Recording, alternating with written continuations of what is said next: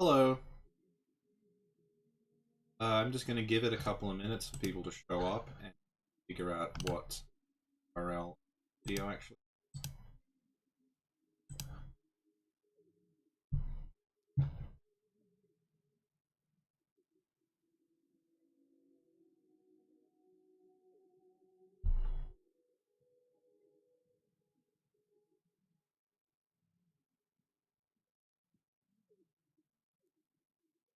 Bear with me. Although there's no way to edit this out, like it has to stay like. Thinking of getting the Soul Level 1 streams and maybe editing them down to something more. I know putting them up as 90 minutes. I think people get the gist of the eternity spent. Here we are. Let me just grab this URL. And good, yes, with Richie, believe me. Got 9 viewers already. Yet. Hello, Paul and Dave. It is currently 11 AM for me. It would be 9 PM if ST. Developer Chalices. Exploration. Streaming now.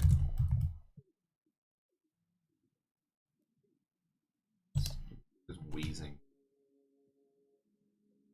Come on, good. Good. Okay. Hello, Andre, Dave, John, DevMech.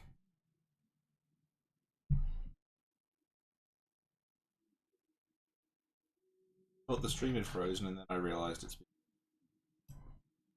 pause. So it's not constantly buffering. She's talking well, she's talking to the viewers. We're making contact with each other. That's the joy of social media. So I'll just shut down Discord. Sin is not sure if she can make it. She was in the woods, she's kinda on her way back. Hey Harvey.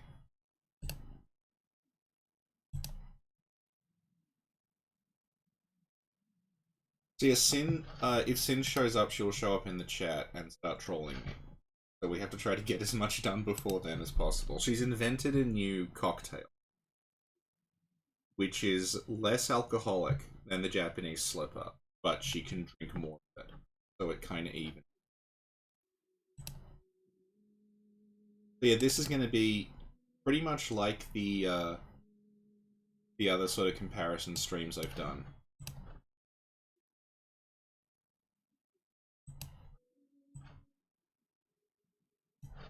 I might up my volume slightly because I'm kind of at the top end of the green part, but I'm not. This should be fine. 31 people. Wow. Okay. Cool. All right. We'll get started then. Stop doing make contact now. So, what would? Oh shit! I pressed the wrong button. Now it's opening. This is the problem with having a convenient series of icons on the bottom of your screen, is that you sometimes want to open Notepad and instead you open a enormously resource-intensive video editing. Desperately try to. Hello, Holdsworth. Just trying to get Vegas to come on. Kind of come for. God damn it.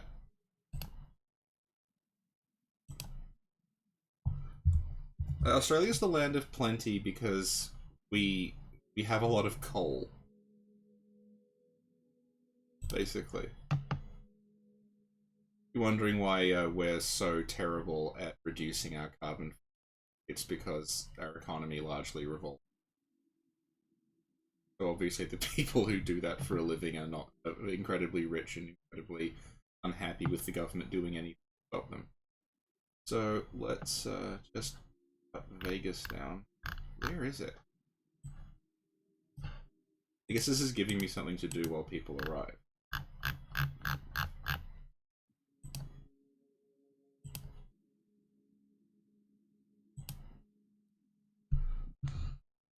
Okay, I guess we can just start now. So, what I'm going to be doing in this stream is going over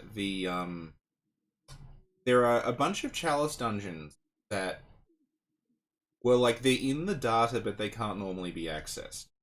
And what happens is, like, if you know how to save edit the game, which Zully the Witch and Trin from Tomb Prospectus have done, you can basically get those dungeons and dump them on the server that the other Chalice dungeons are held on. So this means we can go and, if we just go online and get the glyph, we can go and explore them. And they're like full of weird deleted stuff that didn't make the final game. Okay, Vegas' final opening. We can close it. Okay. Oh, you can't hear me? No, wait. Yeah, people were talking to me before, so unless there was, I'm so predictable, everyone knows what I'm saying. Hi, Lawrence. I'm getting waves, so okay, everyone can hear me fine. Hang on, I should put headphones on so you don't get secondhand echo from the screen. The current swirling camera is the result of the cat lying on. Okay, that's better. So, it can be clearer.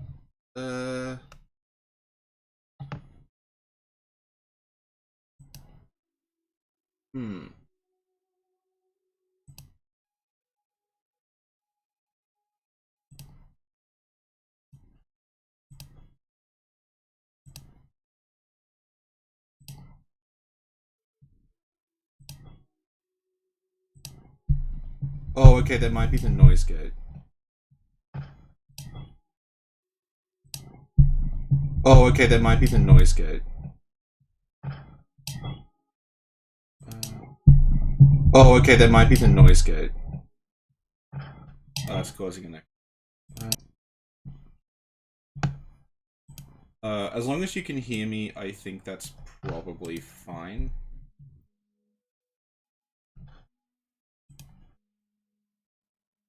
Yeah, I've addressed the double audio. I think we'll just go. Okay, so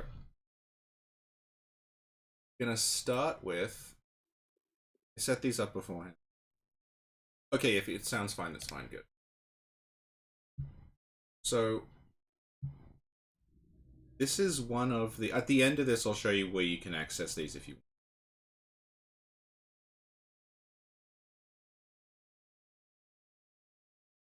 But this is one of the very early chalices.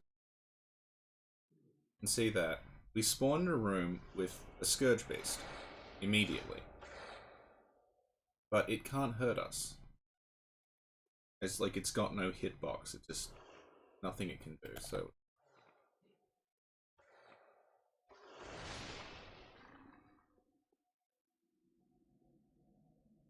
So, I guess like this is going to be contingent on how much time you actually spend in chalices, but this like yellow light, this is never used, and there's a bunch of other lighting effects that we're going to see that they don't. So the lantern, the lantern that we walked in from it's technically here. It's inside the wall. And because this is early, this is prior to them having like lanterns as a concept. So basically the lanterns went through a bunch of different phases. They were different objects. They were changed around a bit, but basically like the version of the lantern they used at this point wasn't a lantern. So I will show you what it was. I've got my slides as per usual.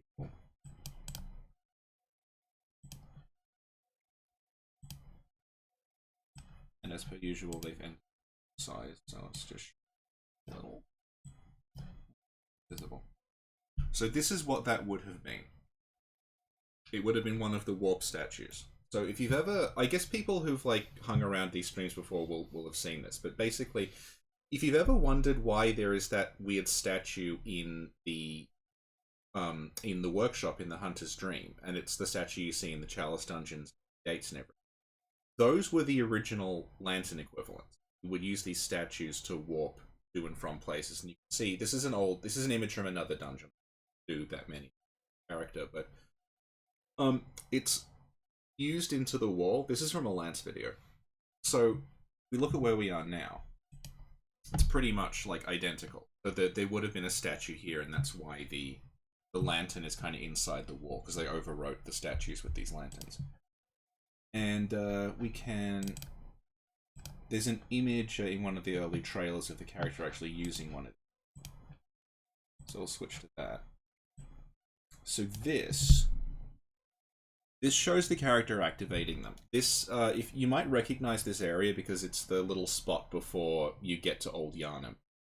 That fog gate in the distance, that's the door that says, like, Hunter's not... You can see that, like, here, that statue was right where the Old Yharnam lantern is.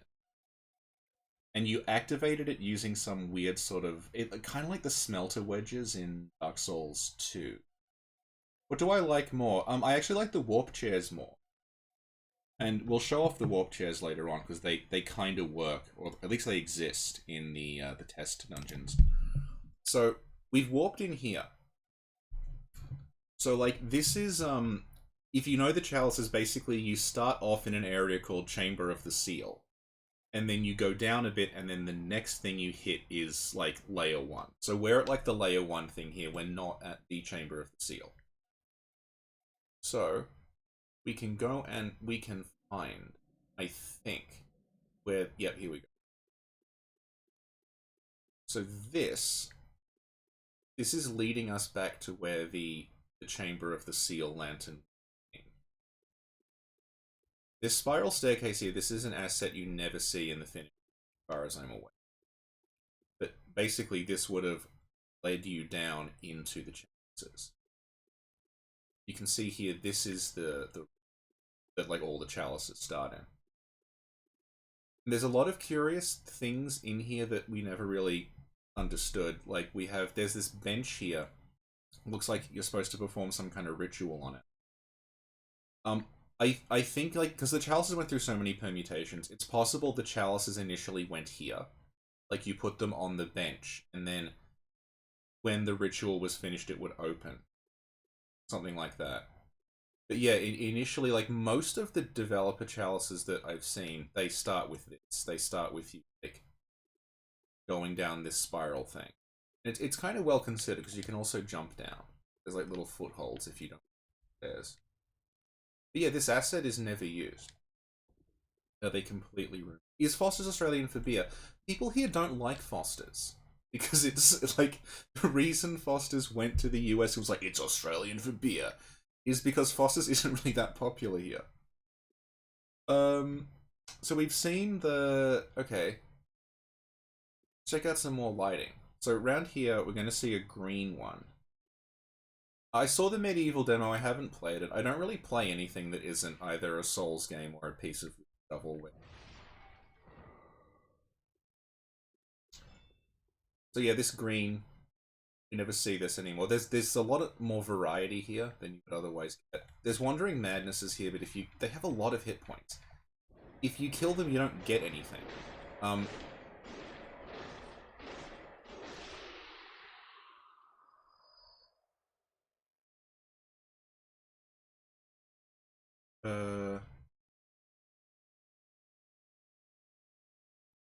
Was I making audio echoes? So around here, one of the reasons these dungeons are kind of hard to explore safely is that you can see here that that's where the ladder would normally be, but like it's because this is an old dungeon, a lot of objects aren't active. A lot of basically objects aren't active. So if we go down there, like there's another way out, but there's other dungeons where if you jump down there, there's no ladder and you just can't get out and you have to Hunter's Mark out. So that's something I'm trying to avoid having. Um, I'll go through this part here. This actually leads to the boss because the doors basically don't load properly. I will show off the boss later on. It's the last thing I want. It's kind of. Let's go for a. This is actually the first. These work if you're online. So like I remember when we first got these working, I went and I did this dungeon with. And you can't co-op in them, but we could see each other's phantoms. Do people really say crikey? Yes. It depends on where you are, though. It's not part of my. So this particular configuration of room, like these, obviously these assets are all used, but this particular configuration, I don't think you ever see. These chalices are a lot more complicated in their design. They're a lot more ambitious, and they. It seems like the chalices was something that they had very big plans for and scaled down. So what I'm doing here is there's a lot of invisible geometry here. Like there's some sort of pillar here. I can't move past it. There's a bunch of these. There's just like there's something there that they just don't have graphics for. Get rid of.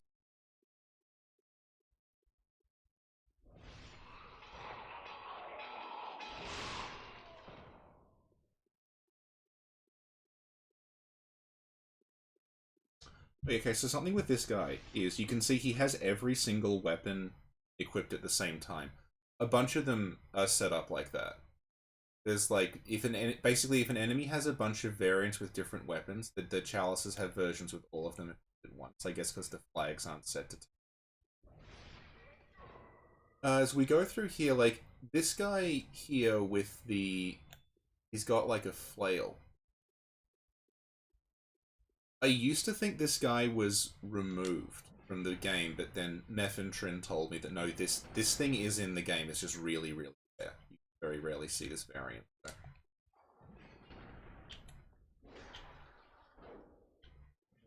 I guess even if you do the chalices a lot, this might be the first time you see the ball and.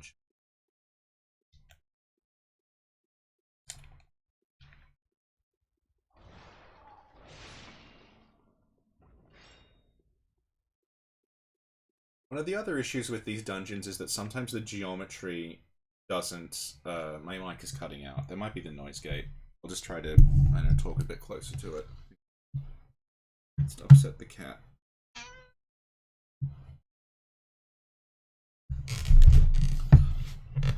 This might be a little better. Do dingoes really? Well, that was a very the dingo ate my baby thing. That was a real like saga that dragged on for a very long time. People, it's pretty clear the dingo did actually take her child, but she was seen as like not remorseful enough, so people did.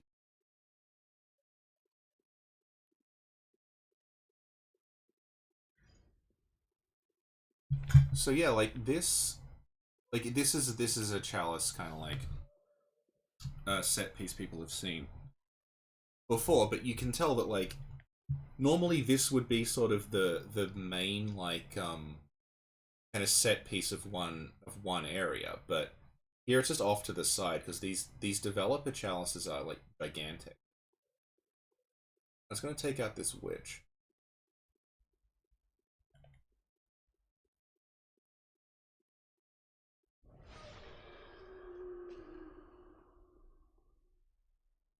Okay, here's an example of what I was saying before.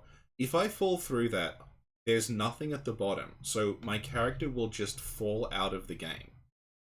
And what the game does is if you fall, you can do this in the main game as well, because there's places where like there are gaps in the geometry. If you fall out of bounds, there's just like a kill plane, really, really deep down. And if you do it, if you get killed by that, it automatically warps you back to the hunter's dream instead of a lantern. So it's like a fail safe. If you're stuck outside the geometry, you will eventually just sort of default back to the. Is there going to be an invisible chest here? In some places in these dungeons, if you see these like handles where there's normally a chest. Oh, it is here. Good. Okay. There is a chest here. and it's invisible, and there's nothing in it, but you do the chest opening animation anyway. A lot of like objects sort of like are turned off or just not working.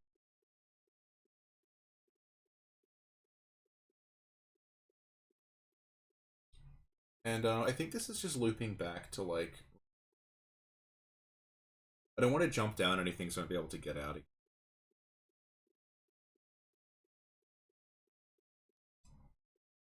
There's one thing I want to show off, but I want to go back to the room with the flail guy in it. Because that will show off a ghost. I wonder what's down here. I don't think I... Probably nothing. Yeah, it looks like it's all like... For reference, like, if you don't know this room layout, you can... Can I equip the hand lantern? I can equip a torch. Better. If you know this room, like, it's possible to, it's possible for this to branch off in a bunch of different... Well, like here, okay. To branch off in a bunch of different directions. It looks like this might be the only way. And it's just gonna... Where we were before. So yeah, I'll head off out, but like, this kind of gives you a... Actually, we haven't even seen the whole thing. I think it's sort of obvious from these that it didn't fall out of... Ooh, mole!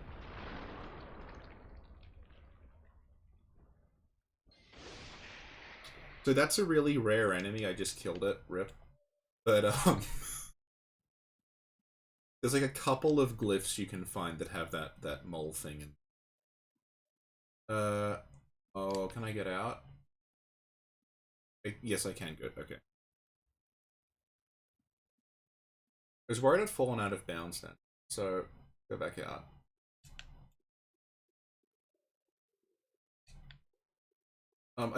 I've talked about this a bit if you follow me on Twitter, but like the lighting was changed a lot.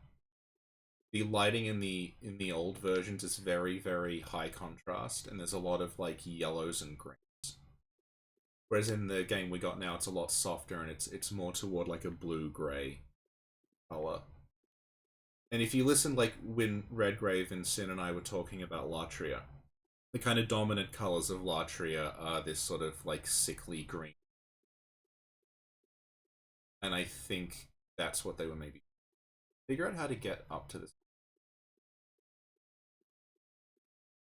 Just aggro at the boss and there's no... Hopefully it's bored and doesn't follow us. I'm at the wrong end of this room. I'm supposed to go here.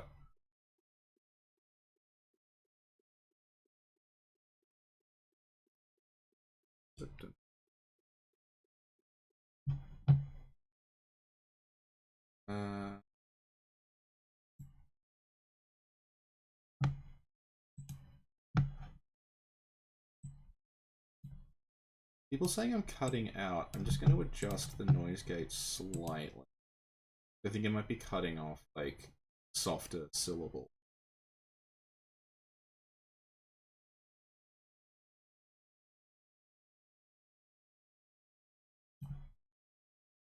Okay, I don't know if that's gonna...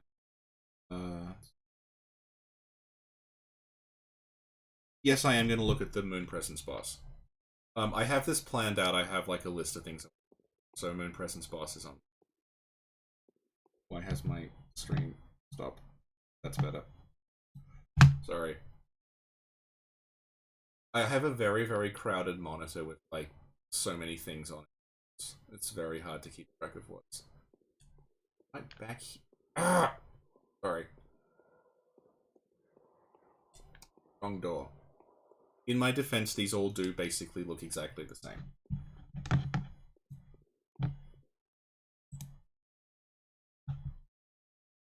Is the Headless Bloodletting Beast anyone that can lose track of you?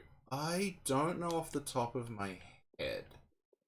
We are going to see the We are going to see the Headless Bloodletting Beast at some point. Okay, I found the right way. Yes. I have a lot to say about the Headless Bloodletting Beast. And we're going to see, like, some interesting glitches and material related to it that they removed from the final game.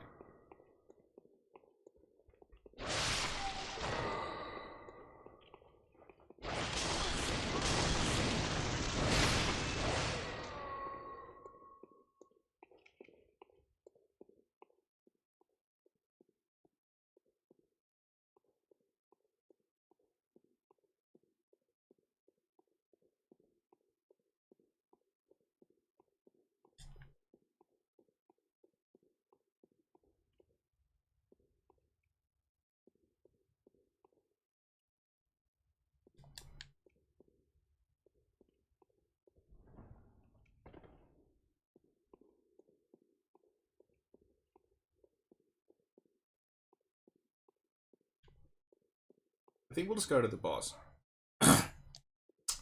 So, let's go to the boss. Oh, unless it's this door.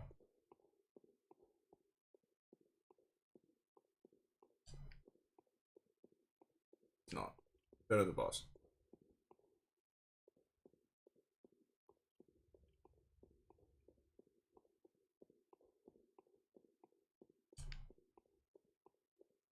I was going to show off a ghost thing, but there you are.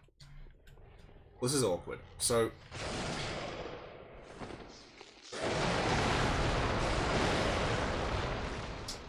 okay, that's solved. What happened is that boss spawned on the other side of that fog gate. And that fog gate, like, it was able to just move through it. So it just followed us out into that room. Let's go in there. This is, I promise this is kind of interesting through here. There's no prompt, you can just move right through. We get the prey slaughtered message because that was technically. We go in here. There is a dynamite. You never, ever, ever see these in the chalices. Probably like, why? Why are you in here? Let's get rid of him. Quite a lot of hit points for a yarn. Realize how loud the game is. Down to like.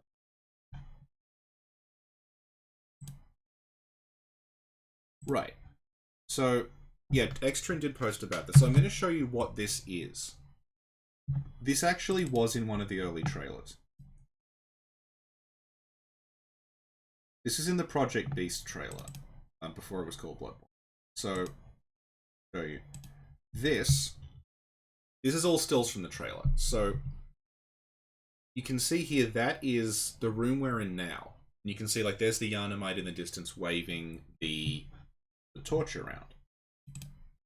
And then you see in the same trailer, he gets this. There's like this weird smoke explosion effect. And at this point, the game, like the trailer then cuts and you see another scene. Then it cuts back to... It cuts back to this.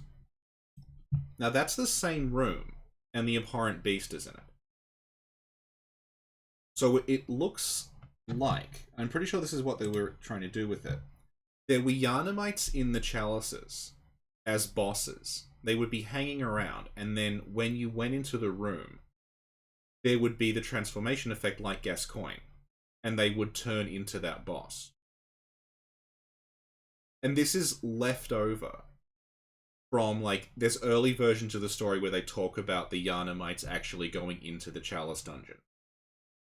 Like, they would go down there looking for the blood. And, like, if you know about how the game handles beast transformations, this is... Basically, they work by having the boss, like, the boss you're fighting, the beast version of the boss will just load. And it will be, like, held outside the map somewhere. And then when it does the transformation, it just swaps their positions. So what this room likely was like, it was just those two bosses held together. You'd go in, you would see... Let's go back to our... You go in the room, you would see our, like, Yarnamite with the torch. He's exploring the chalices. Then as you approached him, you would get the transformation explosion effect that we know, because, like, this is what Gascoigne does, it's what the beggar does, etc. You get this effect, and then that would lead into the abhorrent beast boss. So that's pretty much it for this dungeon. There's one other thing I want to show off, which is we were talking about. Actually, no. Let's look over here for a bit. You can see, like, a lot of the developer chalices are set up like this, where there's just, like, geometry floating in the air. That's all functional. Like we could go there if we could fly. We can't. But people like Trin and Zully who do save editing, they know how to change the X, Y, Z coordinates of characters' men.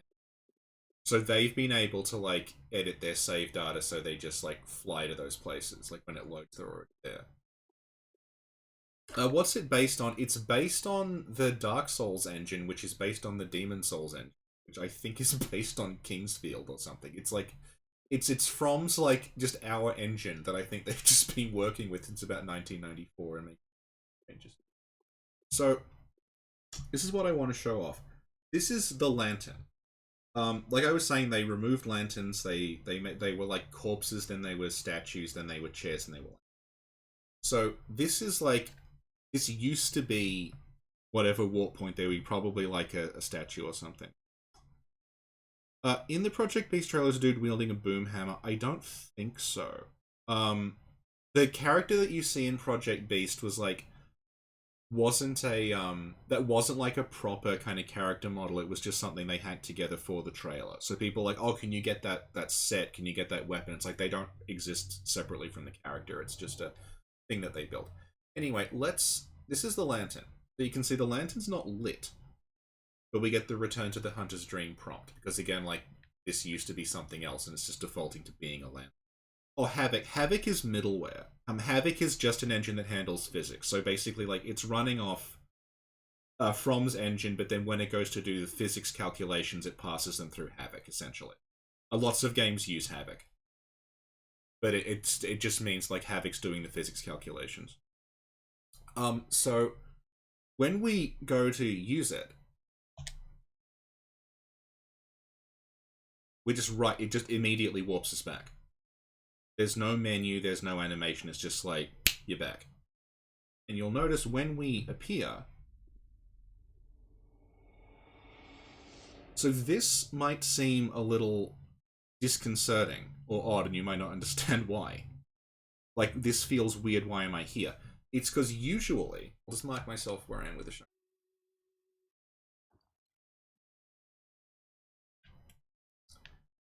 Usually when you walk back to the Hunter's Dream, you end up here. But we ended up over there. So this is something I talked about on another one of these cut content streams. So I'll show off why that is. So things in Bloodborne, they have a property called the environment map, which is basically like it's telling the game when you render this shiny object, this is what it's reflecting. So it's not in real time calculating like what everything around it looks like. It's just got like a flat image of like a sky or something saying reflect that. So we know this was done by Astral Lace / Laura because she's a 3D person.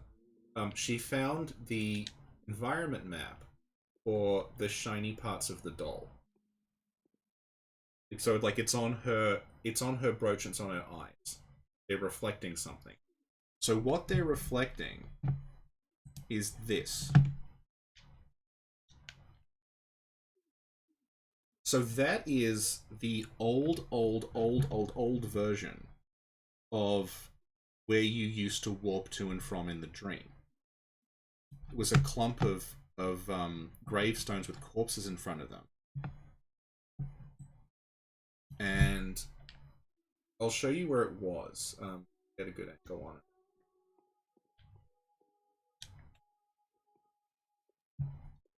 Let's just move this. It's this bit.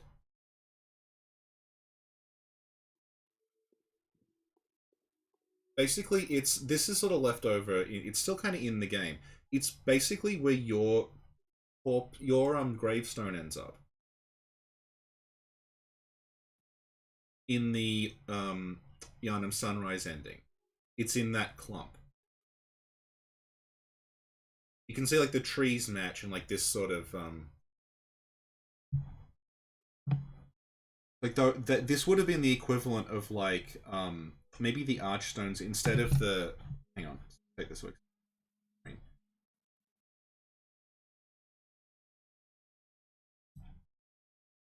So basically, instead of the warp tombstones being along this staircase, they were over here.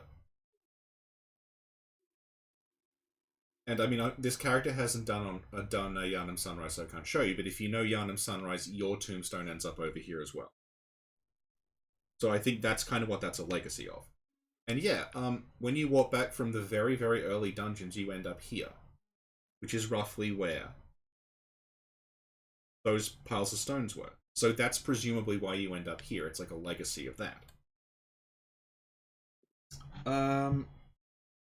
That is, I think, it for that dungeon. So let's go to altar number 5 and meet the Bloodletting Beast. Leave one for you want to. So the Bloodletting Beast as a boss, at this point, like, people argue it's not Lawrence. It might, you can say, I think it's not Lawrence maybe in the version that we got now, but during development, 100% this was supposed to be Lawrence. And like, there's all this data he's called, like, Founder Beast and everything. And I'll go, this is basically going to be an extended discussion of the Bloodletting Beast and Lawrence and how this works out. So one of the odd things that I've talked about with Bloodletting Beast is it's a boss that's got two phases. You meet it with a head, you kill it, and then it comes back later on, it's got no head. But as someone who's done a lot of, like, testing and shit with this game, the version with no head is just, like, it's not a separate boss. It's the same thing, and they just make the head invisible. And if you play this game unpatched, the head is technically still there on the headless version, like, as you're fighting it. It can still, like, the head has a hitbox, it can bite you, it can be riposted, it's just invisible. So this led to this theory that I was talking about with, like, Lance and Trin and Meph and stuff, that it was probably meant to be that the head fell off during the fight. Like, it's rigged that that could happen. And then Trin was like, oh, there is actually a version that does that. So, let's have a look. Here's the Bloodletting Beast. So this is a version without many hit points. So we'll probably be able to, like, kill it pretty. Can't really hurt us. May actually just, like, get... Hello!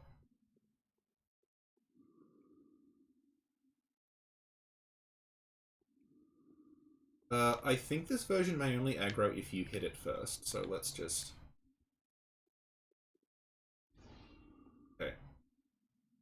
So let's see if this works.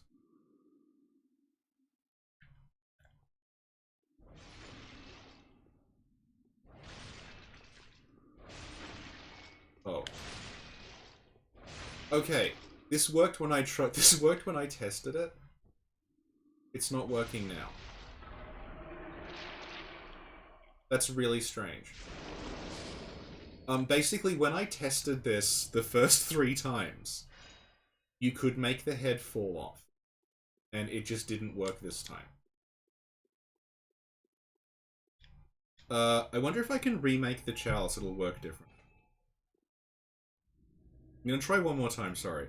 Yeah, usually when that chalice loads for me, it's aggressive, and if you hit its head, the head falls off. But there's all kinds of, like, weird interactions that I don't understand what's...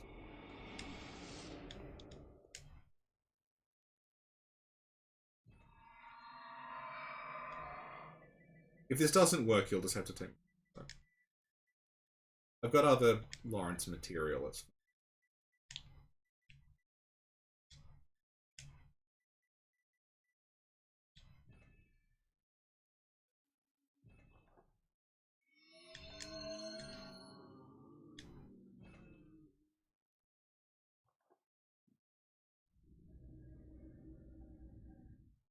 If this doesn't work, I'll just have to... I don't know why it's doing that. No, it's not aggro.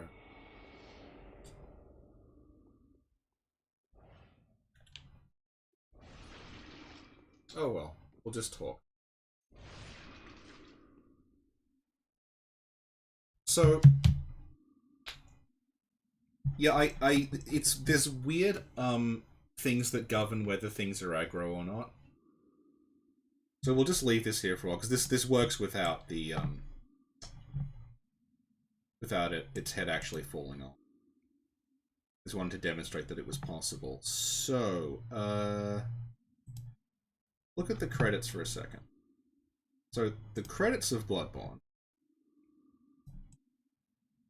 list, along with translators, which people don't think exist, list Lawrence as having two different actors. There's Lawrence as Daniel Fine and Joe Sims. The, see ya, Asha. So, Lawrence is listed as being played by Daniel Fine and Joe Sims. So, you'll know from playing the game that Lawrence is only ever played by one person. That's Daniel Fine. So they're like, oh, Master Willem, I've come to bid you farewell. That's Daniel Fine. Joe Sims also voiced Lawrence. And apparently, like, he's just not in the game. We have looked through all of the dialogue trees and all of the like audio and everything, and we have never found the Joe Sims dialogue. So like, I guess they scrubbed it, and like, to be fair, they probably did scrub it. So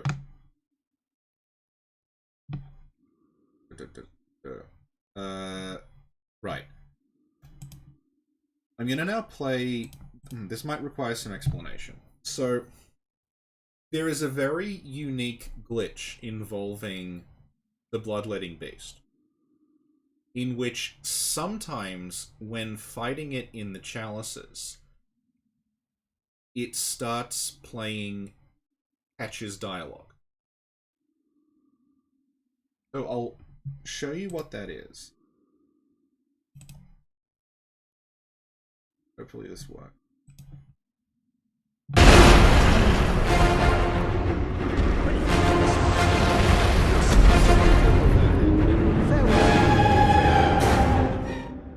This is from a channel called Quadraxis14. This is a known glitch. It is not. It's not a one-off. Like Trin said, yeah, this is something that we run into from time to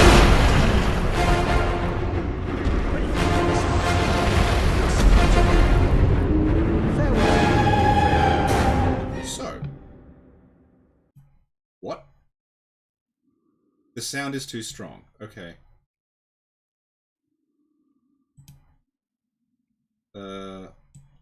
Lower it and try again.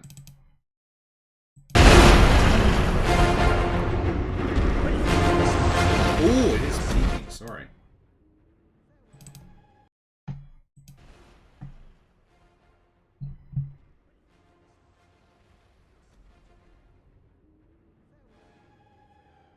Yeah, I just realized the clip and the master audio are like using two different settings.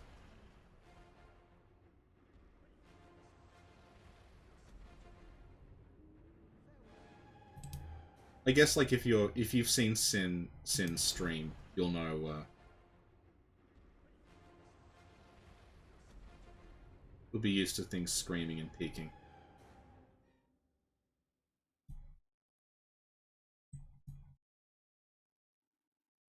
Okay.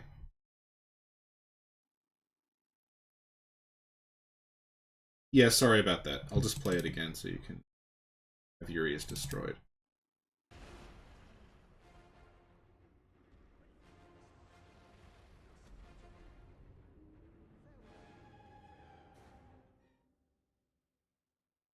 Yeah, you can't really hear Patches very well on the clip, but you can see when it plays that it is triggering dialogue.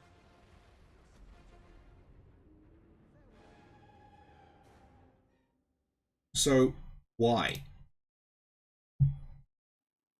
And I brought this up with Lance, and he's like, oh yeah, that's really weird, obviously. I don't know what causes it. Now, it's only ever the Bloodletting Beast that does this. And when Lance looked at it, he sort of like took it apart and he's like, oh yeah, the Bloodletting Beast has a dialogue tree. Like, this boss has dialogue. It has the data for dialogue in a way that other bosses don't. It's in there. And we're not entirely sure why it's patches, but the theory we've got, and I think this is accurate, is that patches is the only thing in the Chalice dungeons that has dialogue. Because people might not know this, but basically, if you forgive patches, there's a very, very, very slim chance you can encounter him in the Chalice dungeon, and he will act as a merchant and talk to him. He's the only thing in the Chalices that has that dialogue. So we think what's happening is the Bloodletting Beast, we know it's rigged up to have dialogue. And what it must be doing is, it can't find the dialogue it was supposed to have. So it defaults to patches because that's like the only dialogue available to it. So I think at this point, it's pretty clear that this thing used to talk. And something else I've mentioned is like the DLC is full of things that it looks like they wanted to do in the base game and they weren't able to. So thinking, okay, say there was something in the DLC, like a boss, a large beast boss, that had, say, two heads, one was a beast head and one was a giant maggot, and then the head came off. What would that look like? It'd look like Ludwig. So I'm pretty sure that the way that Ludwig's head falls off at the end of that fight, and then you can talk to Ludwig's head, and it asks you about the church and everything. I think that's probably a do-over of this original like Lawrence Bloodletting Beast idea, where the Bloodletting Beast's head would detach, and then perhaps it would talk to you, like Ludwig's does. Because you can see, like, Ludwig even follows the same pattern in that Ludwig has the beast head and also the sort of, like, parasite maggot head. And that's probably the source of the Joe Sims dialogue, is probably there. And, like, Joe Sims is on Twitter, I found him, and it does seem to actually be him. It's not like his agent from what I can tell, so maybe we could get him to answer the question one day. Because I know someone asked Daniel Fine. Someone asked Daniel Fine about Lawrence, and he said, yeah, I was the guy in the Bergenworth.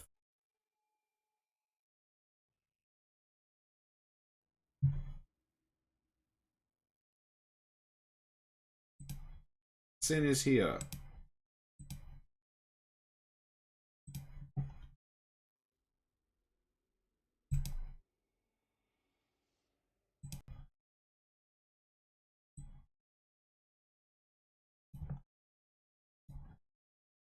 Yes, Sin, I did bully them because I had my I had the audio mixed wrong, and there was a very, very loud. Explain Daniel Fine. Daniel Fine is the guy who was Lawrence in the Bergenworth flashback. This is like ages, like years and years ago, when we didn't understand who was what Lawrence. We just messaged him. Someone messaged him on Twitter, and he just said, like, yeah, I'm Lawrence in the Bergenworth flashback. Joe Sims was also Lawrence, and didn't really elaborate. So,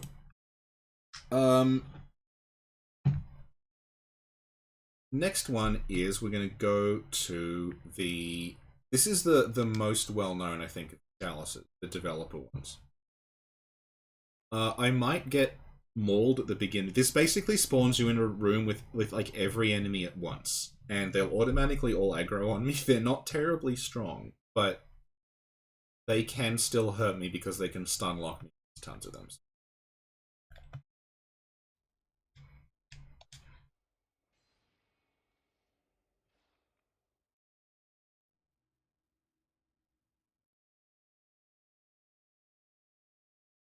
The other Mikolash does have two people credited for him.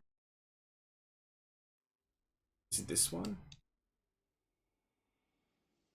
Oh, that's one. It's this. Yeah, it might be.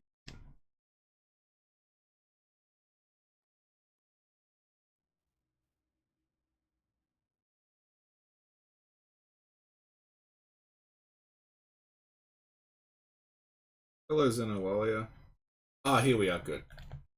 So, this is just like...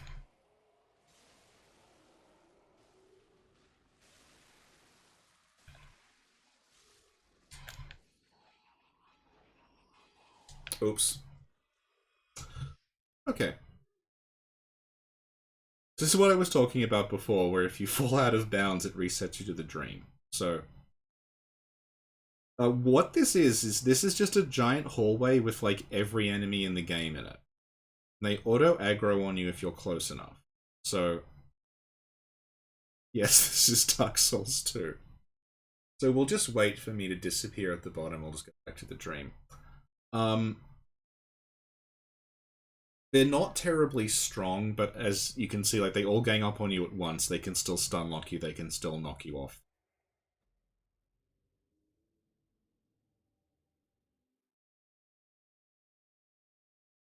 Did Trin manage to access the other floors? I know she's accessed some other floors because she's able to do save editing. She changes her, like, coordinates so she can access. Actually, I don't know if that's her or it's someone like does it for her and then sends the things back to her. I'll put some contact info at the end of this so we can see, like, if you're interested in doing this, there's a whole, like, Reddit community that is just this. It is just weird chalice shit.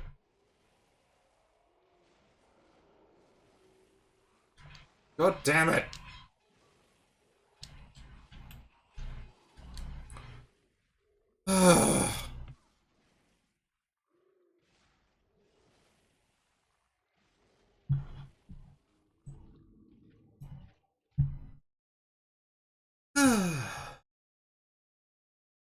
We only need to do this once. Once they're dead, we can safely explore the rest.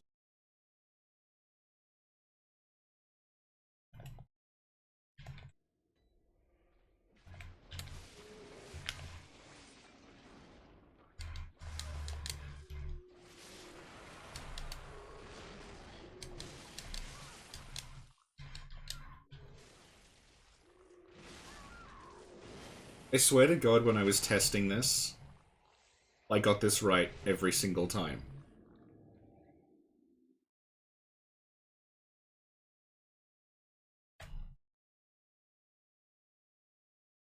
Can I hear the written comments? I can see the written comments. You're, like, in a tiny little window at the bottom of this. Just... God.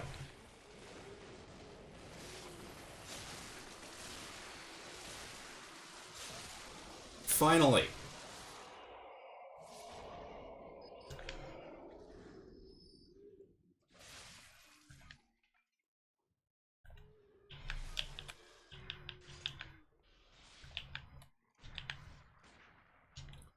Okay, good. Reasonably safe.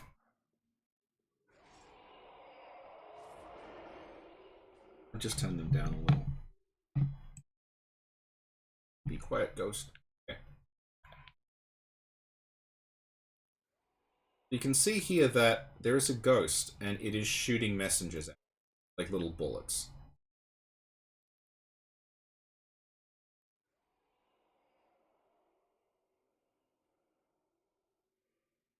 Get a little bit of a better look.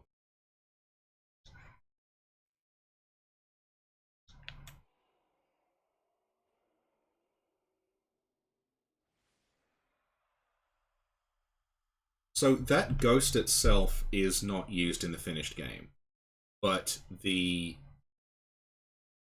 messenger bullet attack is in there. It's just very, very, very, very rare, and it's to do with the position of, like, basically there's female ghosts in the chalices, and they can shoot messengers, but it has to be something very specific. Like, they've got to be stuck behind geometry for the AI to tell them to. Otherwise, they. So I'll show you. This sort of goes against everything I was saying about the male ghost doing. Have a look. Here's the concept art of that ghost. You can see that she's doing, like, that looks like the messenger attack. And you can see that they're kind of, like, sticking. The Elgato's freaking out. Oh no. You can see that, like, they're sort of coming out of her abdomen. It's still freaking out. Okay, I'll just, yeah, okay, I'll just turn this off and turn it on again. We can. OBS won't. Shh, go away. Okay. So that's the.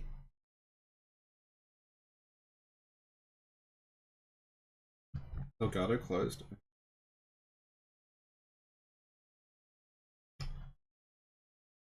So it looks like almost like they're supposed to be coming out of her abdomen, like they're like the whole point being the. Well, Tinder's trying to call me on Discord. I don't have Discord open, do I? Because I'm trying to do this. So this is like they're like coming out of her abdomen. And I think the idea is like this is meant to be tying into the whole like the children of the great ones are always dying. Because I think she's actually those are meant to be like her children. I don't know why the big bearded goat, but and I can show you more. There is a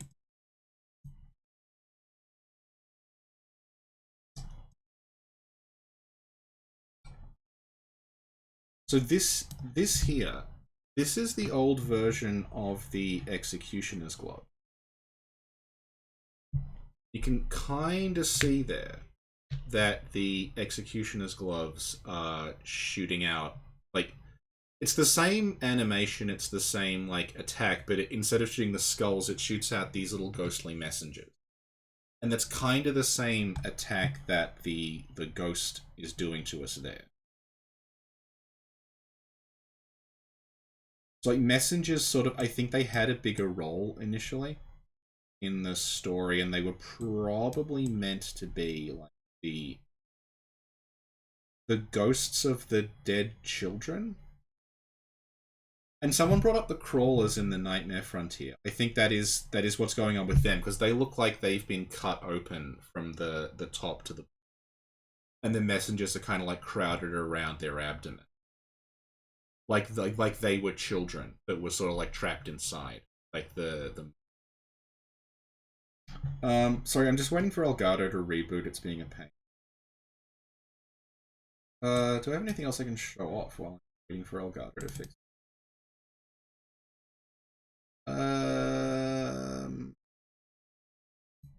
Show off this. This is an image called "Please Stop Arguing with Me" JPEG, and it shows you that. Oh, shut the fuck up, Discord. I just want to open Elgato. Yeah, Sin, I'll call you in a bit. I'm trying to wrangle this like monstrosity that's breaking down on me.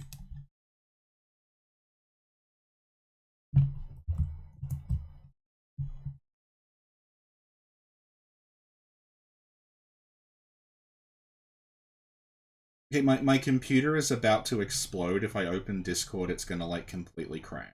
So I can't open Discord right now.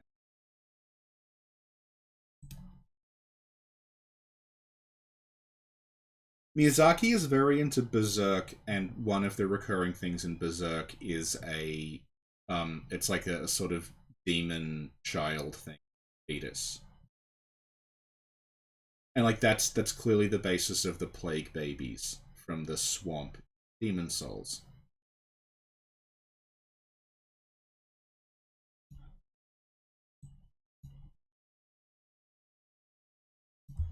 Oh my god, just open!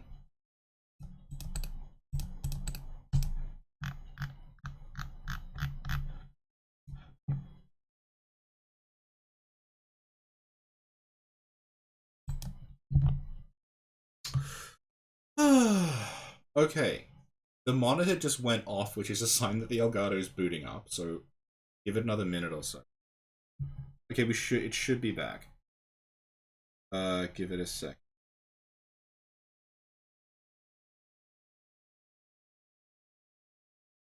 Okay, the window is opening.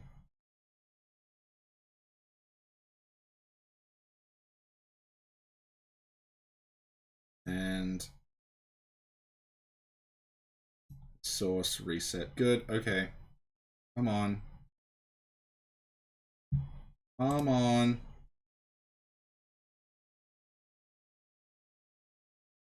Come on. Good. Okay, I'm sorry. That took forever. So, now we can have a wander around. These things, they will aggro if I get too close. But if we stay at a safe distance, we can like aggro them one at a time so we don't get swamped. So the first thing I want to show off, it's good. Damn it. It's this.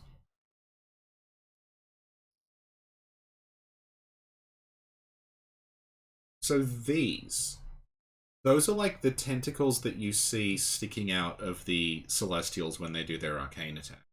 You can see here they're a separate object, and they're much bigger. And it looks a lot like, see, annoyingly, like we don't see a Celestial inside one. We see a Marion and a Beastie. Ah. Yeah. So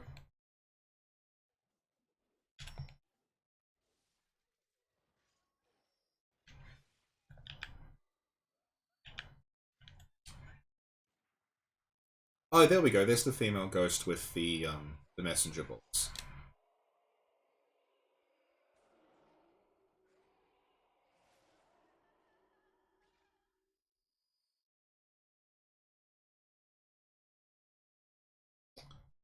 So it looks like the idea may have been that you would encounter like static celestials that had though in like a resting pose of those things coming out.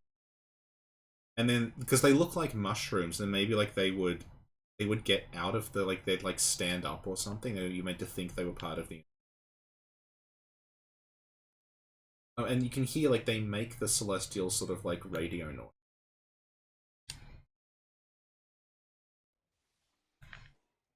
Also, you can't walk through these. They are like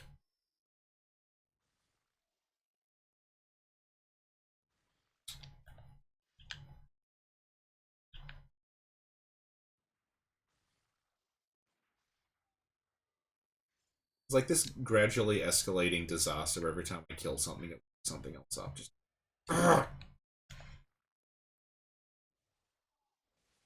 stop shooting me.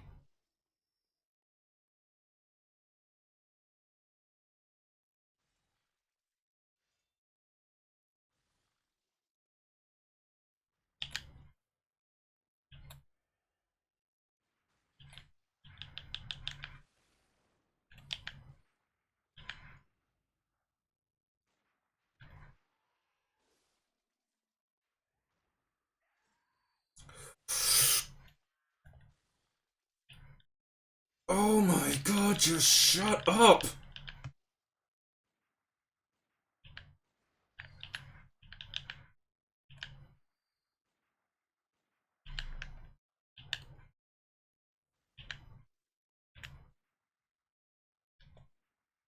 Good god, okay.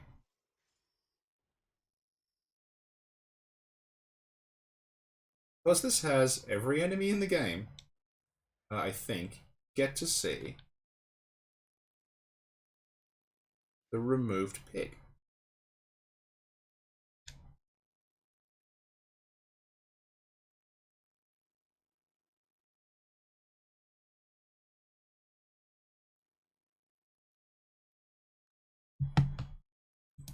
So I brought this up on another. Oh, for God's sake, who's. Just go away!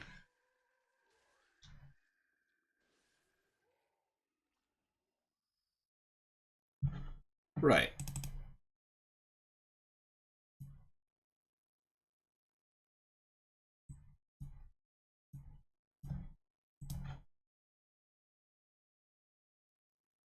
So the design of the pig thing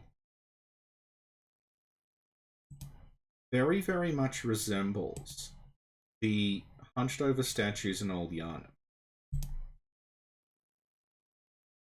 And I think that's where they probably come from.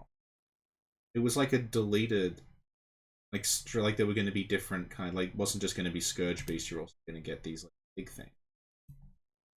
And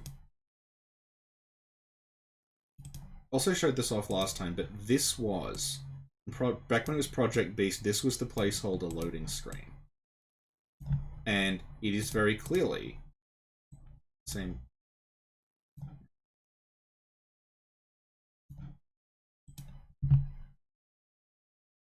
So they did have plans, I guess, for the pig thing. You can see if we zoom in a little. This is ripped directly from the game, but it's like kind of low res. Holder. It's got armor on. It looks a lot. It looks a lot like it was a knight that sort of like transformed into this thing and burst out of its armor.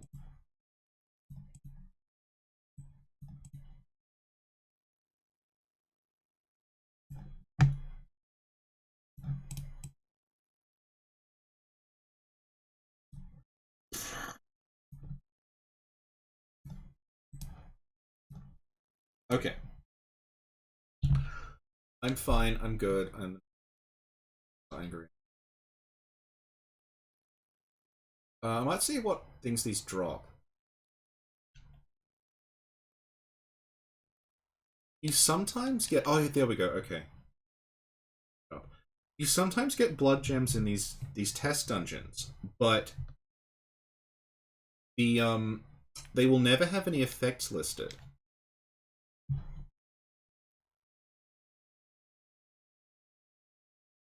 Actually, hang on, if you want to up the brightness, I can just do the capture thing.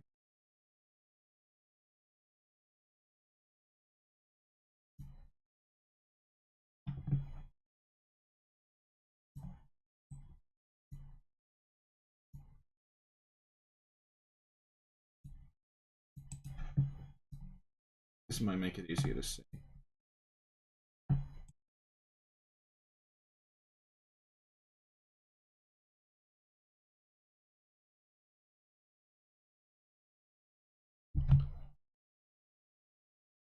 What were you asking about this? Something about the tentacle? Are the purple things killable? No, they're just part of the environment. I'll show you. They're just like terrain. If you hit them, you actually bounce off.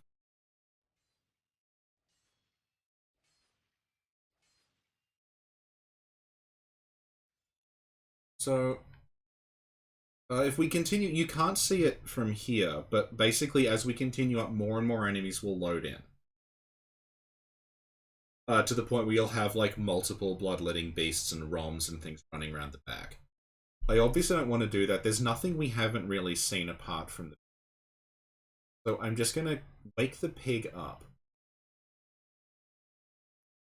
And we can see its moveset.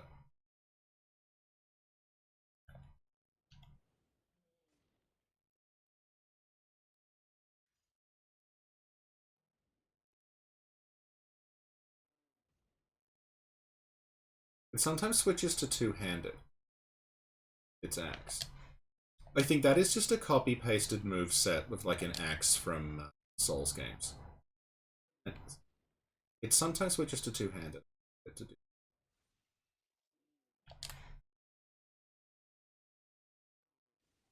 See, it does like a little sniffing animation. Can't. We won't kill it. It's all right. I could not harm this thing if. Does it react to punch blood? Is a question.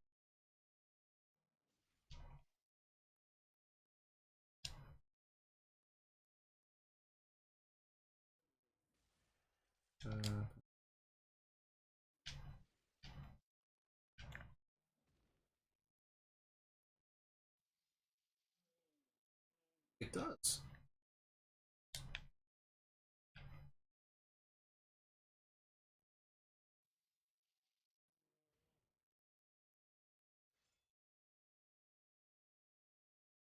I'll get it to half health, see if that makes it switch movesets.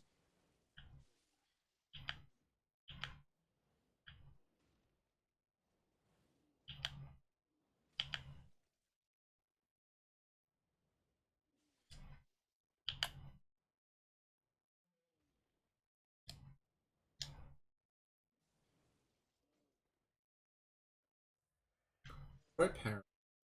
Hey, you. Oh, there we go. Okay.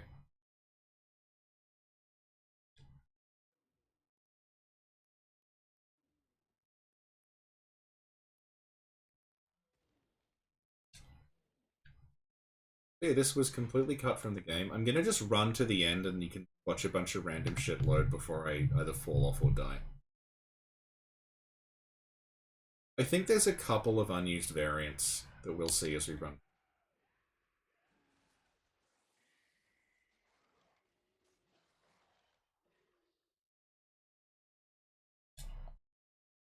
Yeah, the game has just given up having sound at this point. It just...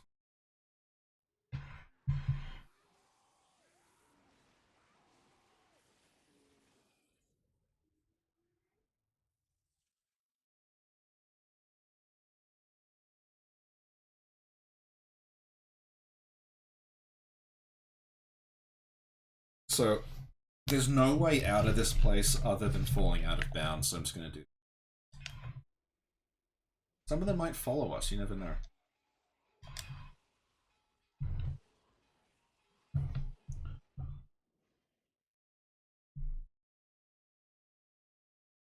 Can you... Yeah, you can stagger and riposte the pig. I've tried it. Like, it's fully rigged up to be you can parry it and stuff. And, like, you can visceral it.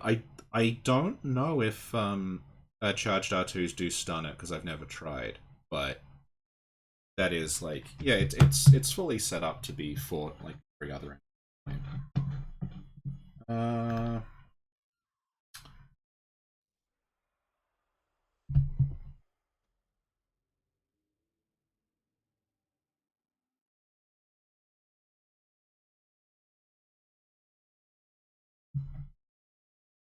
So we're now going to go to another dungeon that is like an actual, like, quote-unquote proper dungeon.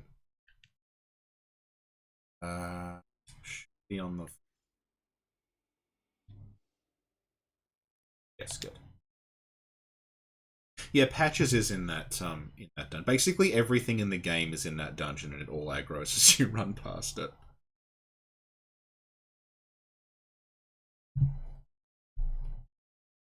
So we should be able to see a warp chair.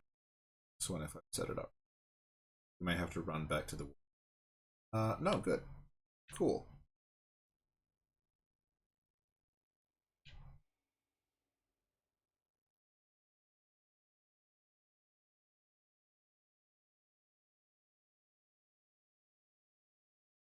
So this is a remnant of when the game, instead of lanterns, it had a thing called warp chairs. So I'll show you what this thing is.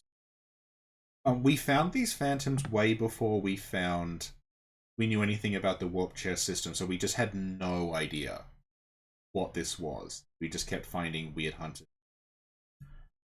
And what they are is, you always found them near a lantern. This fits.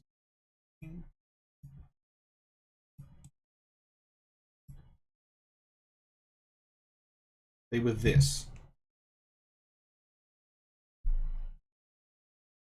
So what would happen is, instead of a lantern, you would find a chair and it would have a phantom of a hunter in it. I think the phantom was... This is like a dynamic, like, phantom created from a player model. So I think the idea was, like, it would be your phantom. It would change to match you. You would find them in these chairs, and instead of lighting the lantern, you would, like, make the phantom get out of the chair. Then you'd sit in the chair, and that would warp you to and from the hunter's drop. So that's why, in these test dungeons, there's a lot of them, I'm not showing off all of them, but you would run into these hunter phantoms. Because they're in the room, this used to have a warp chair in it. Would be where the lantern is now. And that would have been rigged to just, like, appear in the warp. You can also notice this uses the East layout, the East kind of skin. I'll talk about that now. So, the initial idea behind the Chalice dungeons was that they were just underneath Yharnam. So, like, every single thing was, like, you would just walk from Yharnam to the Chalices. And the concept of, like, there being distinct Tumeru Lauren and Ys things isn't really in there. So you're probably wondering, like, well, hang on, this is Ys. Very clearly Ys what's going on. So if you know your chalices, there's different sort of ritual modifiers you can apply to them. They have names like fetid, rotted, cursed, etc. There is a removed version. There's actually two. There's two cut ones that you can't do in game, but they exist in the data, and they're called Cosmos and Storm. And Ys is probably Cosmos. This was just like a skin you could apply to a dungeon after you created it. And Lauren would have been Storm, because if you go to the Lauren chalices, what defines them is that there's lightning arcing around, there's like sand blowing everywhere. It's like a sandstorm with this lightning everywhere. So that would have been Storm, and Ys with this blue effect, this like sort of strange particles everywhere. This would have been Cosmos. So that is probably the genesis of, and then like when they cut back the chalices, they probably changed that and were like, okay, well now they're actually different places called law. It's light. Turn it up. So this is a much bigger one. It's huge, and there's some very, very tough enemies in here that I want to. And by very, very tough, I don't mean difficult. I mean, like, there's mobs with 7,000 HP that kill you in one.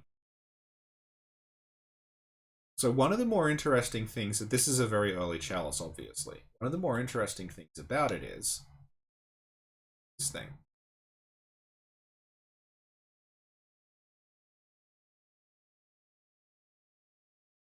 So you never see this in any of the chalices. It's on a door. You gotta open it. It says locked. So, what? Now, this being an early chalice, I won't be able to like explore the whole thing, but this is common to a lot of these early chalices. They don't have the lever. The lever that opens the door where you get like closed by a device, and then it says somewhere in the dungeon, somewhere in the old labyrinth, the door is open. That's not in there. They're just completely absent, but they do have these locked doors, and I can show you. I took a screenshot of a locked door from another dungeon. Give you a better view of it.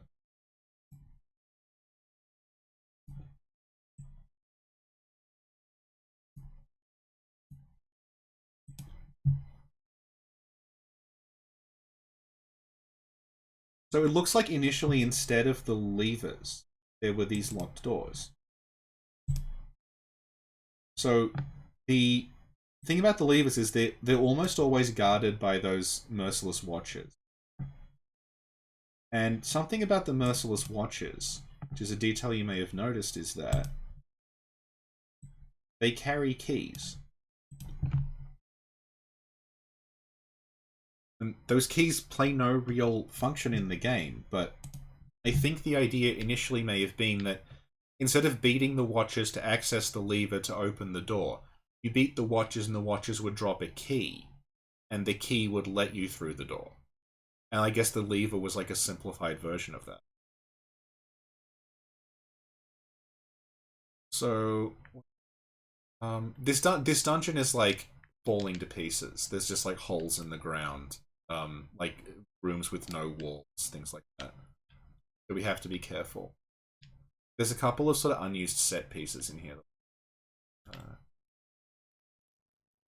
You can see here, like, there's geometry on the ground that I'm clearly moving. It's not rendered.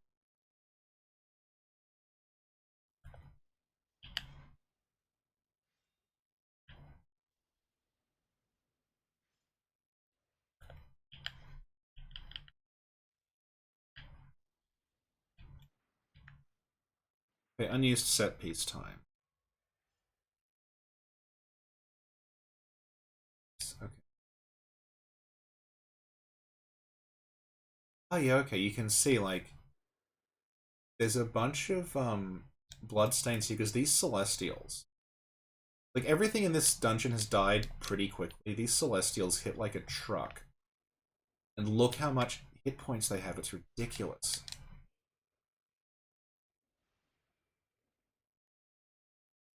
Like, these are stronger than a lot of bosses. And there's a ton of them just in a room. And I don't think it's even worth trying to kill them. Because they are just, like, giant hit point sponges.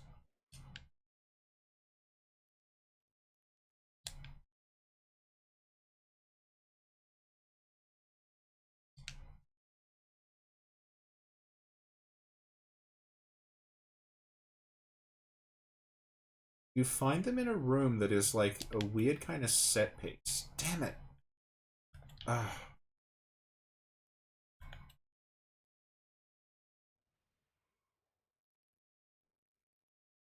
Basically, the way you encounter these Celestials is that they're all arranged in a circle. And they're like pointing upward. And it's like a very deliberate set piece that you never see in the finished game. But it's like they're summoning something. Which...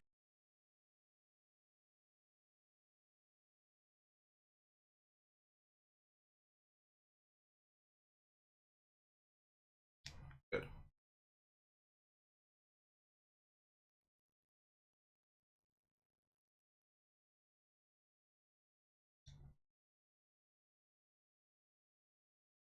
They're all arranged around this circle. Like there's a ritual going. But there's nothing in the middle of it.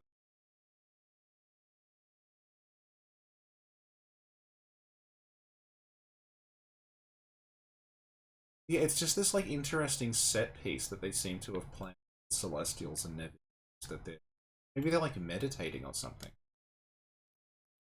So that's enough for this part of it. There's another part on the floor. Oh my god, just...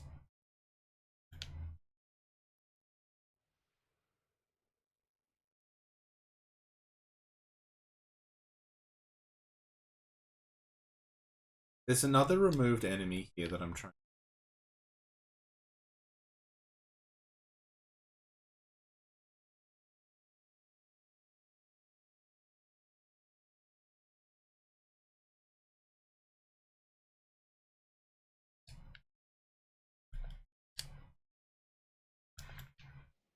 There's like an area that's got... No, oh, here we are.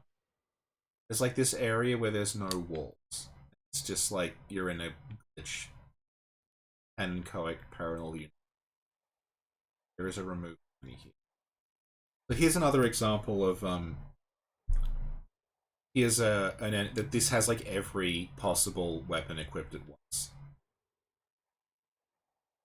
Can I just shoot you?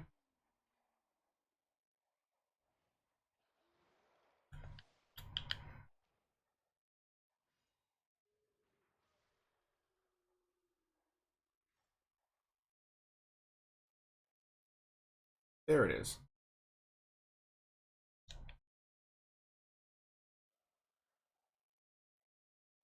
This thing.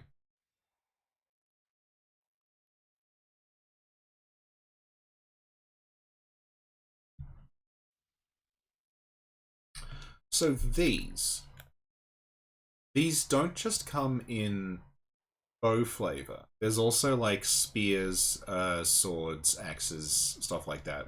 This one just has a bow. Those are called burned warriors. And that's it for this dungeon. So I'll just throw up some images of the burned warriors while I look. Yeah, the most we've had is 150. Okay. Leave this up while I'm up. So the burned warriors, they have like a flame particle effect applied to them, which renders differently depending on, I guess, like where you encounter them. So on the left is Trin, exploring a dungeon, and that is, we're pretty sure, what they're supposed to look like. Quote unquote supposed to. But when Lance Lance restored them partially, and they just had this like bloom effect on them. And then the one we've encountered is like it's just got that. It's just like the model without the without any lighting or flame effects applied. So they're probably meant to look like the ones on the left. And oh good, this Elgato's crappy again. Give us a sec. We've only got one more of these to go. Just going to wait for a bit. Again, I don't know. Anything else I can show off while I wait for this?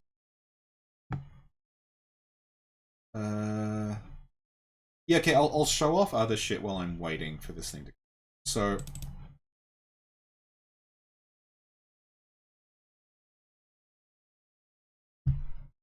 what you're looking at here is...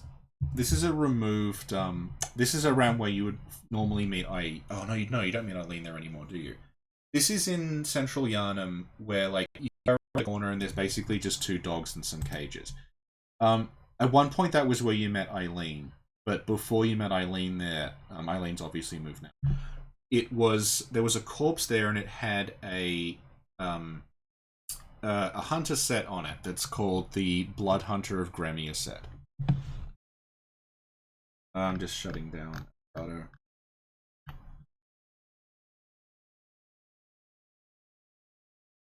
So this is called Blood Hunter of Gremia. And it shows the icons for the Charred Hunter set with the wolf cap. That's not what it looked like. They all show that. So, Blood Hunter of Gremia set, the idea was, we weren't sure what that meant, because they added a character in the DLC who's called Gremia.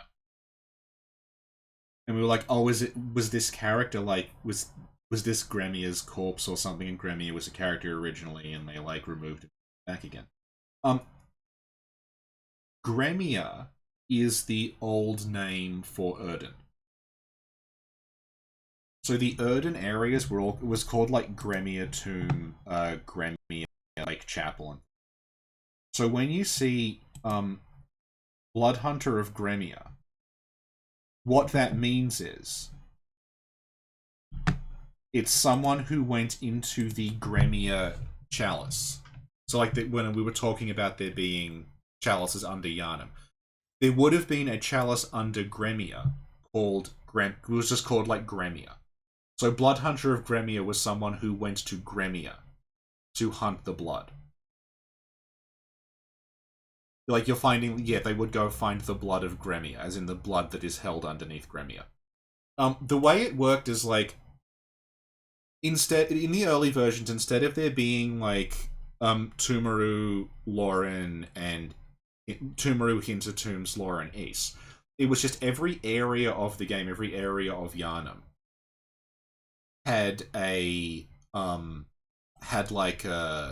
its own chalices associated with. So there's like Central Yharnam Chalice 1 through 5, Gremia / Erden Chalice 1 through 5,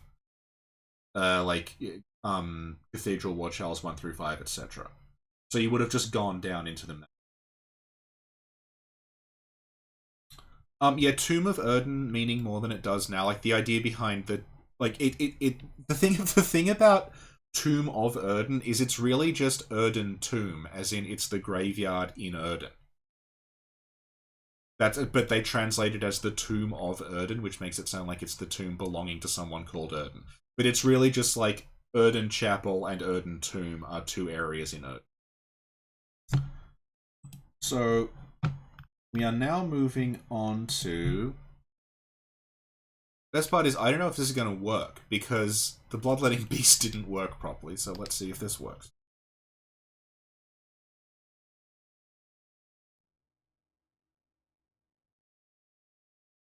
Yeah, Loveless is saying every area had a spot where you could kind of access a dungeon from, and they just, like, remove. Okay, it's not aggro.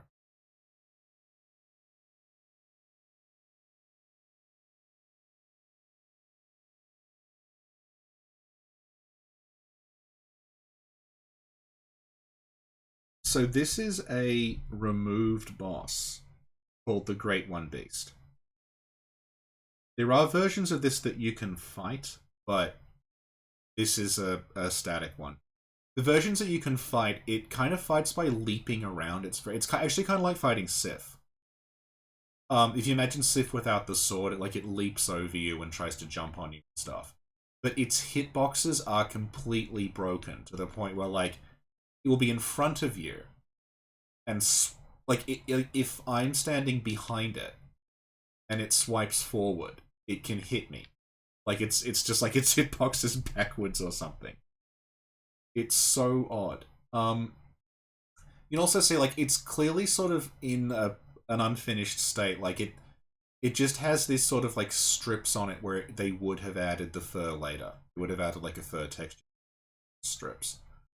So, now we know from the data mining that this game used to be Demon's Souls 2. Like, there's no, like, debate about that anymore. There's early assets that are straight up called Demon's Souls 2. So, with that in mind, let's have a look at this thing. See, it's got eyes along the side of its head, and it's got multiple rows of teeth. People have pointed out it looks very Demon's Souls, and it does. It looks a lot like.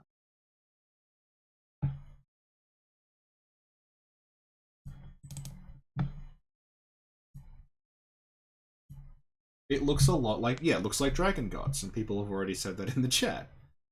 This thing just looks like they got Dragon God's head and stuck it on this thing. Like, I want to say it looks like Dragon God with fur, but, like, Dragon God, if you remember, it's actually like a humanoid. It's basically just like a humanoid figure with wings and a dragon head. It's not a quadruped. But, like, this just looks very, very Demon's Souls, and I want to show you something else. I promised on the stream on Twitter that there would be vor and feet, so this is what you can have a look at its feet.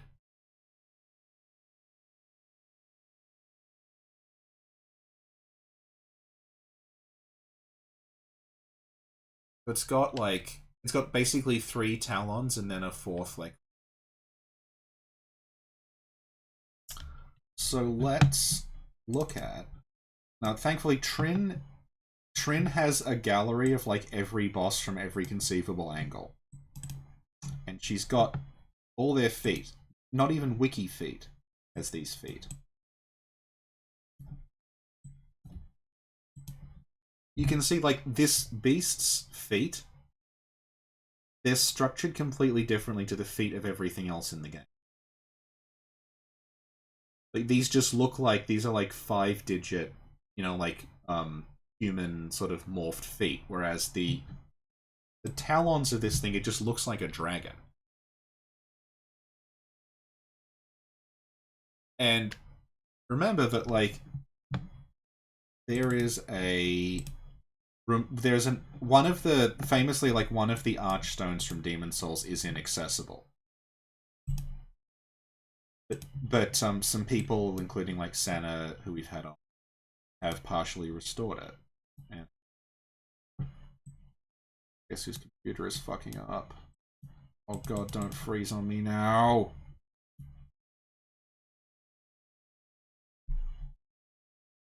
Okay, good.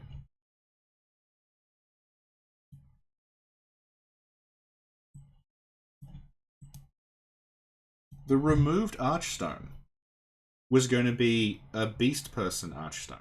Like, there was going to be a beast area in Demon's Souls.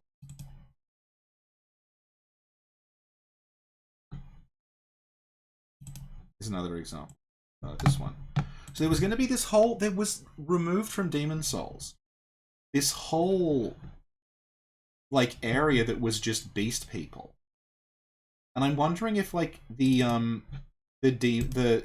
constant, like, the attempt to make Demon's Souls into Bloodborne at some point, like, if that was touching on that in some way.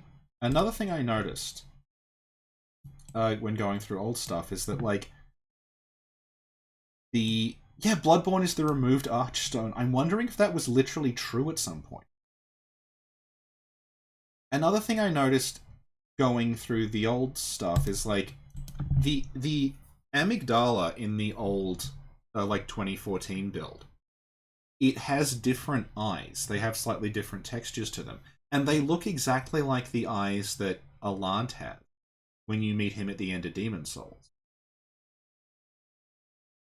And another thing about Alant is like in what is it, in the Japanese script, he's called something like, I think in the game he's just called King Alant when you fight him, but or no, he's called True King Alant. But then when you fight him in Japanese, his name is something like Alant who failed to become, as in like Alant who failed to become like a demon and devolved into this hunk of slime. And that's actually really Bloodborne when you think about it, because the whole point of like the beasts and the kin and everything is that the beast is what you become if you fail to ascend. And that's kind of what Alant does. He fails to ascend and he just becomes a hunk of like protoplasm. So yeah, there's more comparisons later on. I just want to like I think a lantern may not actually spawn here, so I'll just like fall out of bounds. Did I see the limbless thing? Yeah, the limbless Demon Souls model, I think it's a mimic. The idea is it would look like a statue, like a sort of like a bust with no head, or a bust with no like arms or legs, just like a torso and a head, and then it would turn around and it would like come to life.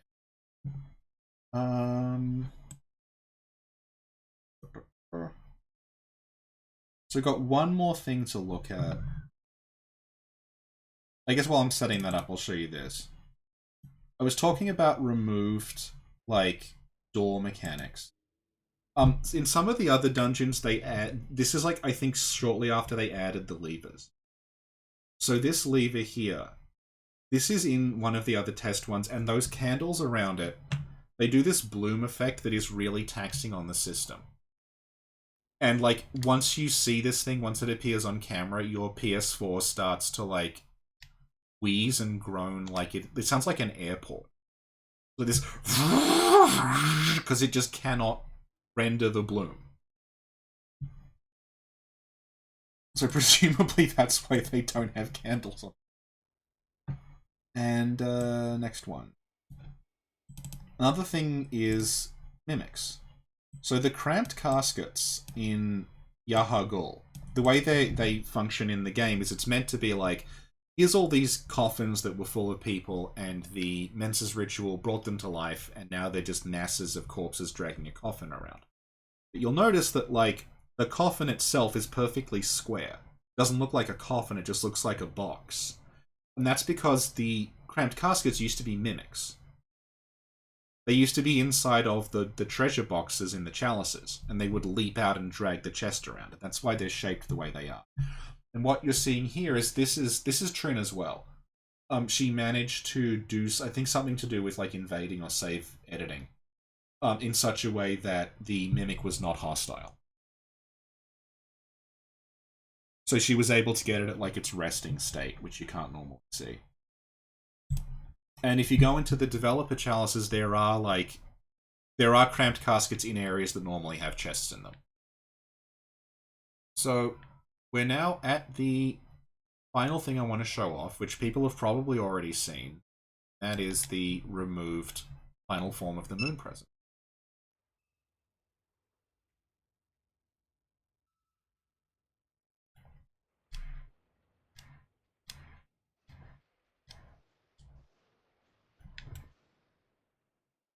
So it's not going to be super dangerous, but it can still kill us, so I'm trying to keep a distance from it.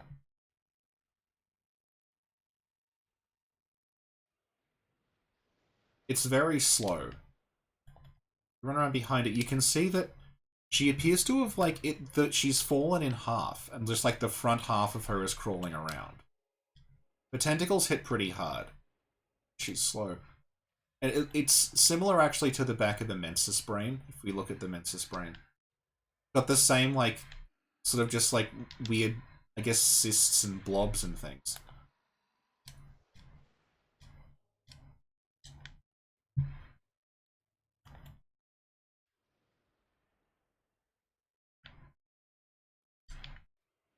It's basically like, I don't know if she would have been... Oh god, her hit points are ridiculous.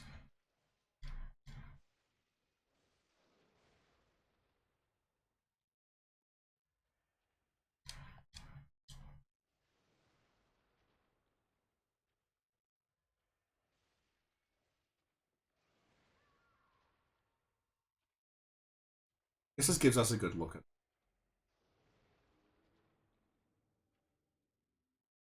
She's dragging around, it's like her, like, guts are sort of, like, behind her. We'll have a shot at actually killing her this time.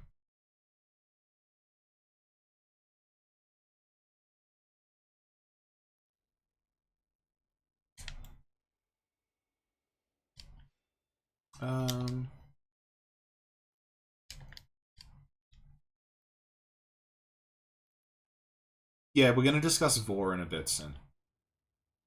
War and Fate. What our audience come for.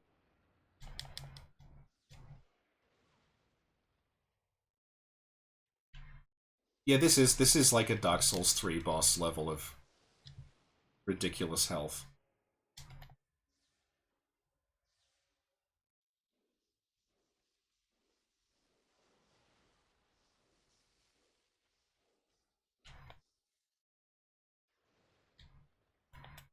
Actually, I kind of don't care about killing this thing. Let's just look at the beach. So you know what? A wiki to blood.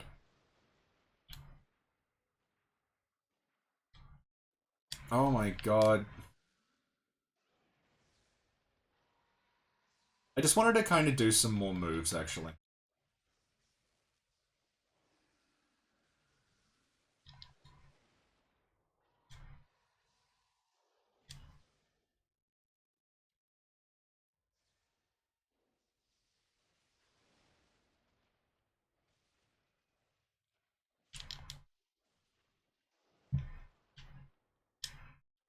Oh yeah, she's flying now. Kind of what I wanted. She's half dead, so we'll just plug away at her for... Oh.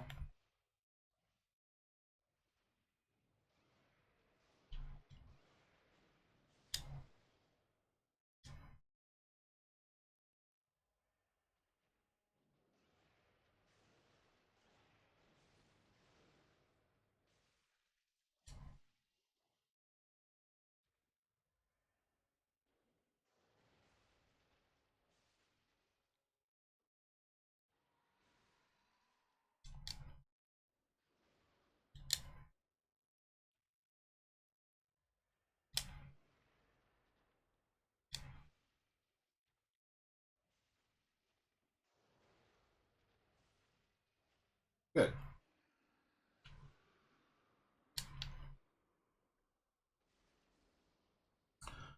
Okay. So we encounter the moon presence. Switch my HUD. On this beach. Now that she's dead, we can get a look at it.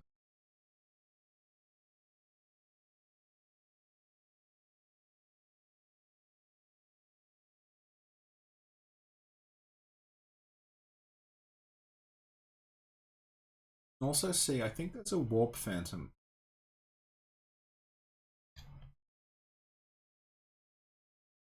See, like that figure off to the left, that's the warp chair phantom spawn.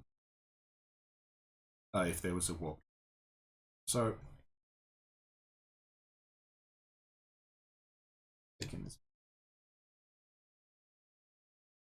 So when this appeared, this was dug up like late 2017. And when we saw it, some of us realized we'd seen it before. And that's because it is in the concept art book. It's on the last page.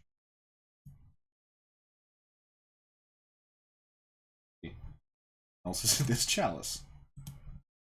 It's on the last page. And it's like this sort of panorama view.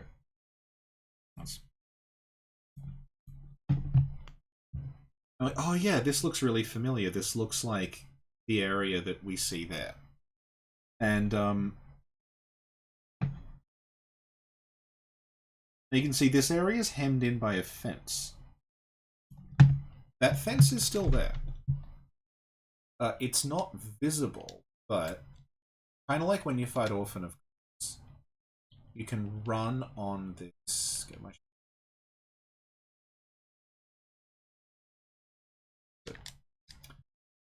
Kind of like when you fight Orphan of Oz, you can run on the wall.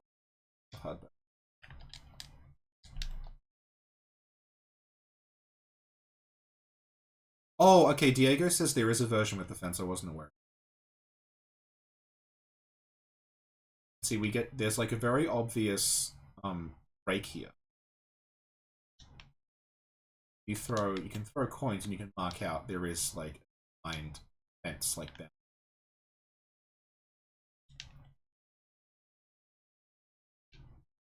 This carries on all the way around. So this is clearly like this was recycled into the fight with Orphan. I think that's pretty clear at this point. You can also see that like there's a ton of roots coming out of the sky. Because presumably there used to be a... Like, this would have been like a little cove near the coast or something. Like, you would have come out of the dungeon. And then the very bottom of the dungeon would have been this, like, coast area. So, like... when this...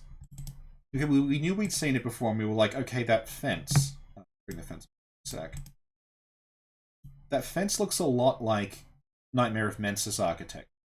We were wondering if, like, maybe the area we're seeing, that was an early version of the Wet Nurse's Lunarium. We bring that back. Just, oh god, that's so low res. Okay. When we bring it back, like, it's kind of the same look to it. It's this, you got like there's like a big circular area with a fence around it. Like, maybe the original idea was like Mensis were going to do something in the Wet Nurse's Lunarium, and the central area would like fill with water, and it would kind of be like when you fight Rom. There's like a portal or something to this beach or something like that. And we're like, no, well, it kind of looks like that. And we were like, okay, mate, well, it also, obviously, it inspired the fight with Orphan of Cause. It does look a lot like the Hamlet area. And then it was like, wait, well, you know what it really looks like? What it really, really looks like is... It looks like this. It looks like the end of Demon Souls.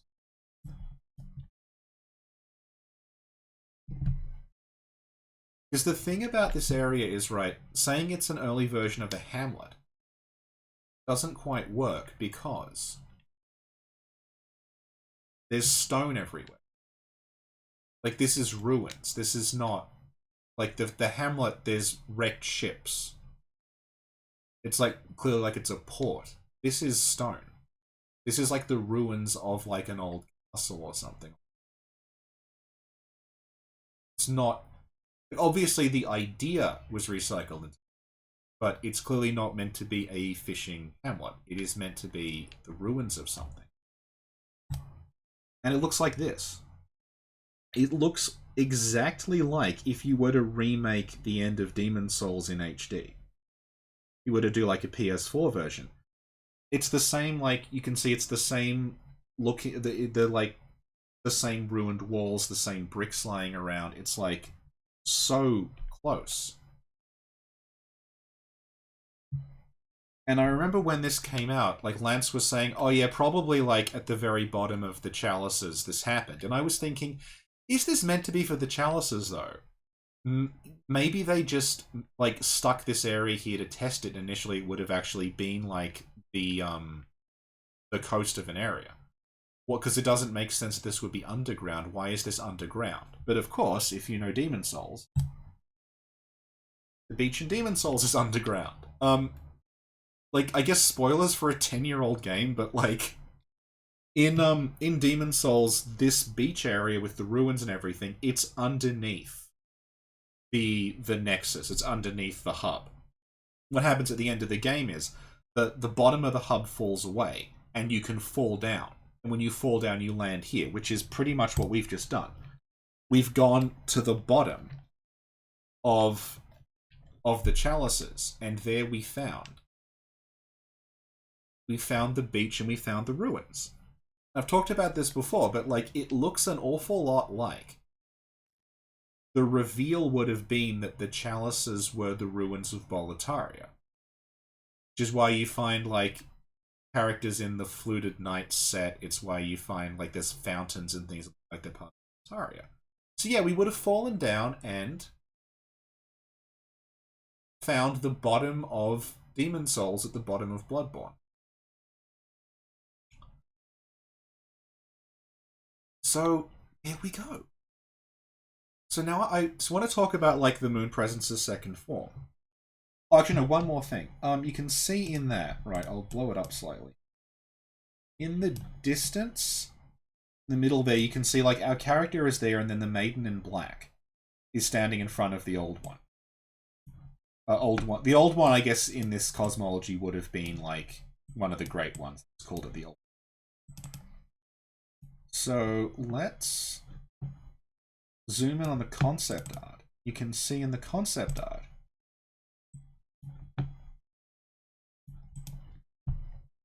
that looks a lot like, it's hard to tell obviously, but that looks like a silhouette of our character with presumably Murgo in the stroller pram thing. And it's really, really close to where you find the maiden in black. And what happens is at the end of when you meet the old one at the end of Demon Souls, the maiden in black is standing roughly where like our hunter is standing there, and she's saying, "Oh, old one, I have brought you your new demon. I've brought you something." And we're kind of doing that in this image if you like try to map them onto each other. We're standing there and we're saying like, "Hey, we brought you this baby. We brought you this child."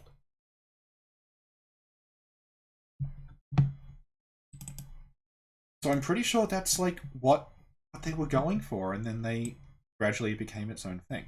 So I guess like the final thing I want to talk about is the fact the Moon Presence has a second form at all. So we saw the Moon Presence we fought then. She was not looking well.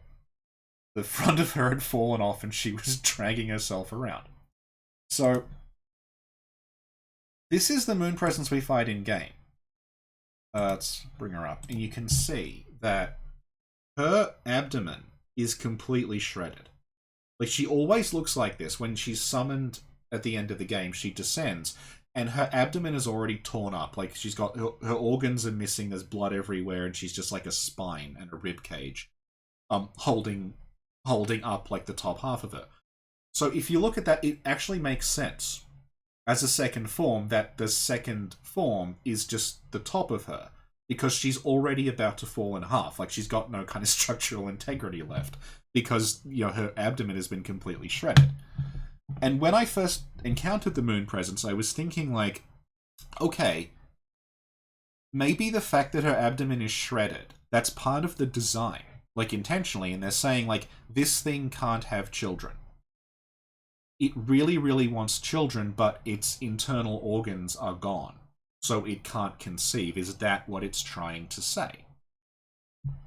But if we go back to our concept art book, there is an image of Laura. It's just...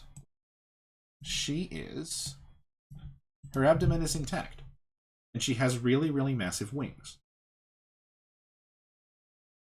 Whereas when we encounter her, her abdomen is all shredded. And her wings are, like, they're there, but they're like little tiny, like, stumps, almost like they were blown off as well. You also see here she's covered in messengers. I guess that's another story for another time. But, so like, well, okay, what happened? And then I was going through the removed sound. Dialogue. I did this another time with the Lawrence and Gurman cuts. So hopefully this will work if I... Gotta wait for it to pop up.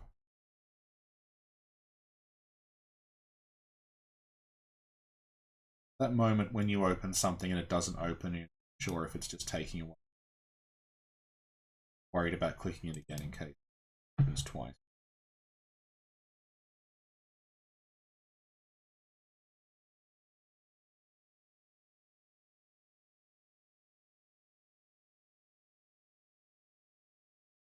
Oh, come on!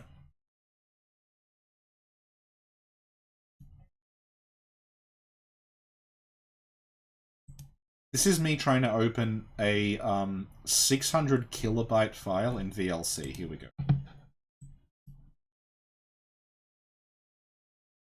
Okay, good.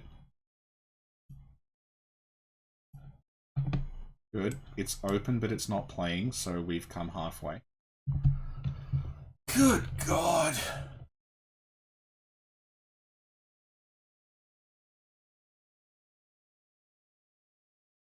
Just open! Jesus, okay. Right.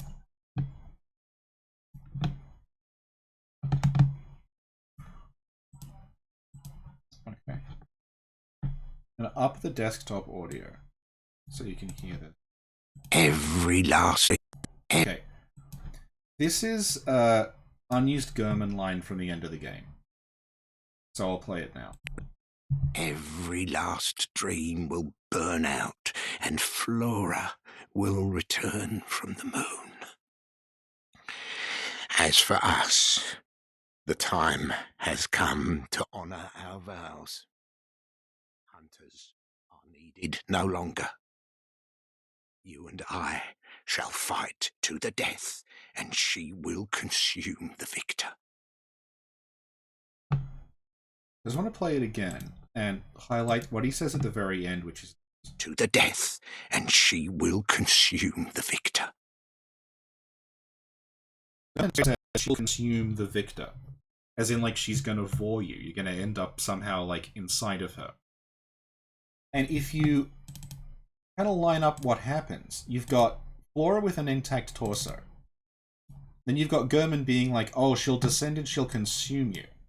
And then in-game, we have Flora with this completely messed up, like, blown up torso. And then we have the version that we fought, where she's, like, she's fallen in half. So I really think that the idea may have been that, like, she would try to consume you somehow, like, take you into herself. And then when she did it, if you'd done the 3 chords or whatever the equivalent was,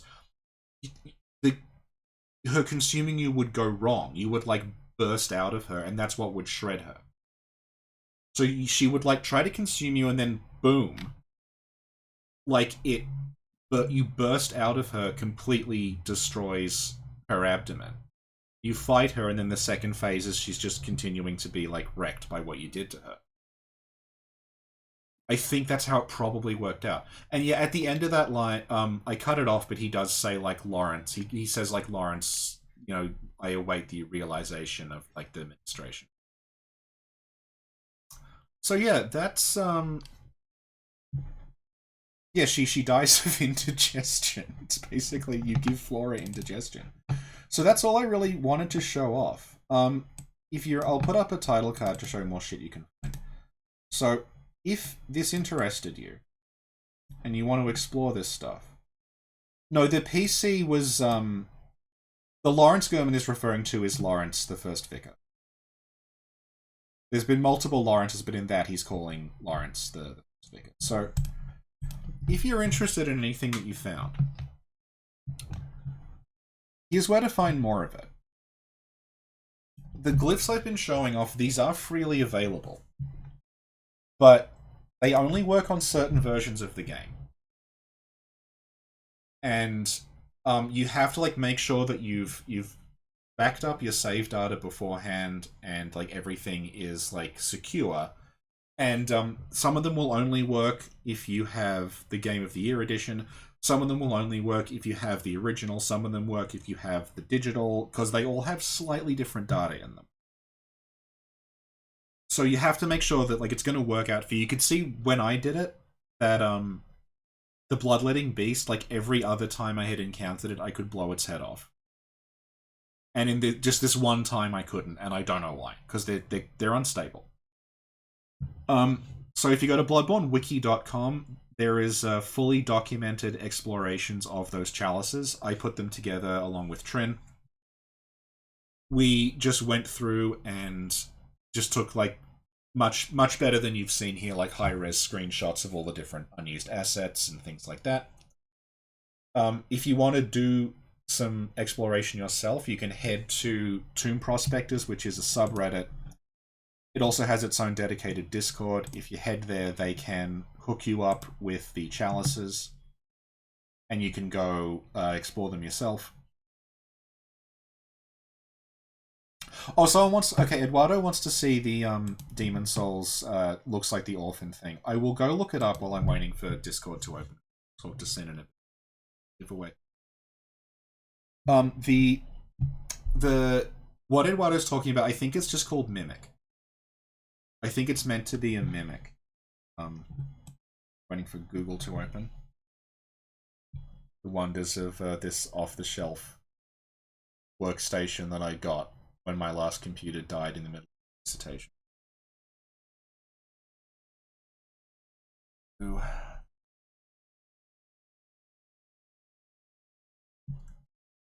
Discord to open so we can send. Okay. Oh good, I've got 6 unread messages from Sin.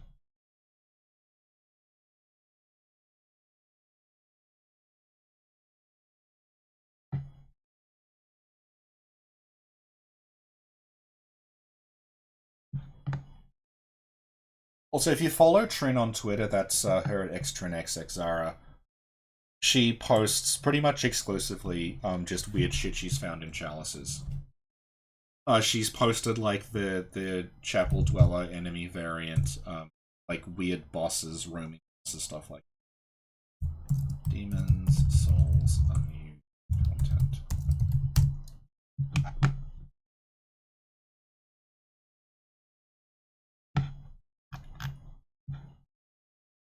Yeah, I just opened Discord. Richie, you can't ignore me forever from Sin. Just call me now.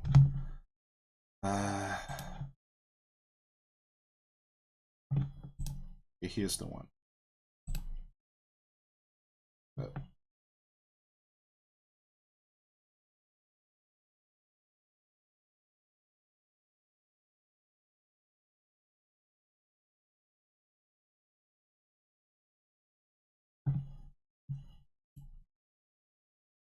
Come on. Come on, you can save a PNG file, I believe in you.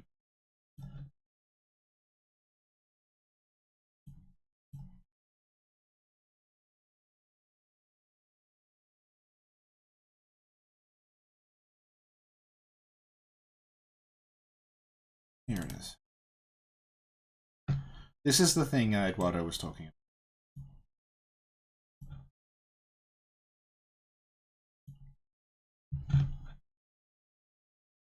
Okay, I'm calling Sin now. So this is the thing that Eduardo was talking about. Hello? Hello. Hi. Everyone here, Sin? Hello. You're showing up, so I guess it worked. So yeah, this thing kind of looks like Orphan of Cause. It's like a humanoid form with no arms or legs and no face. It's just sort of... But like, my understanding is this is internally referred to as being a mimic, and I think the idea is it would look like a, you'd think it was a statue or something and sort of like lash out at you. How are you? Excellent stream, Richie. I'm okay, I'm a little sick. Yeah? Yeah. So, I believe you had something you wanted to say. Yeah, okay, yes. So, on Patreon, we're doing like a little giveaway on a Brutus mug. Yeah. So, I don't know a better way to do it between the two of us than putting down the names of the people in Word and then writing numbers next to them. And then you have to pick a number and that's the winner. Oh, good. And I assume, as per usual, there's far more numbers than... It's... Yes, it's there's about 30 entries, but the numbers are between 200 and 400. So, we don't want it to be too easy. So you say a number, and I'll tell you who's the winner. 205. Let's see. 205. Nope. 219. 219. Yes! Good. Oh my god, that was fast. Okay. And the winner is Ursa Doom. Yay! Good job. So Ursa Doom Well, gets an Ebruitus mug. Yeah, that was a lot faster than I expected, but awesome. And that's not all, Richie. That's not all. There's Ebruitus mug. So, do I have a picture? If I send you a picture of something, can you show it? I can try to. Okay. It took me several minutes to download a single PNG, so... Okay. So basically how it works is on Patreon we had a giveaway, and if you're a patron and you answered like a post, your name was entered into it. Yeah. And let me see if I can paste it to you. This is the Ebruitus mug. Can you show it? Yes, I will.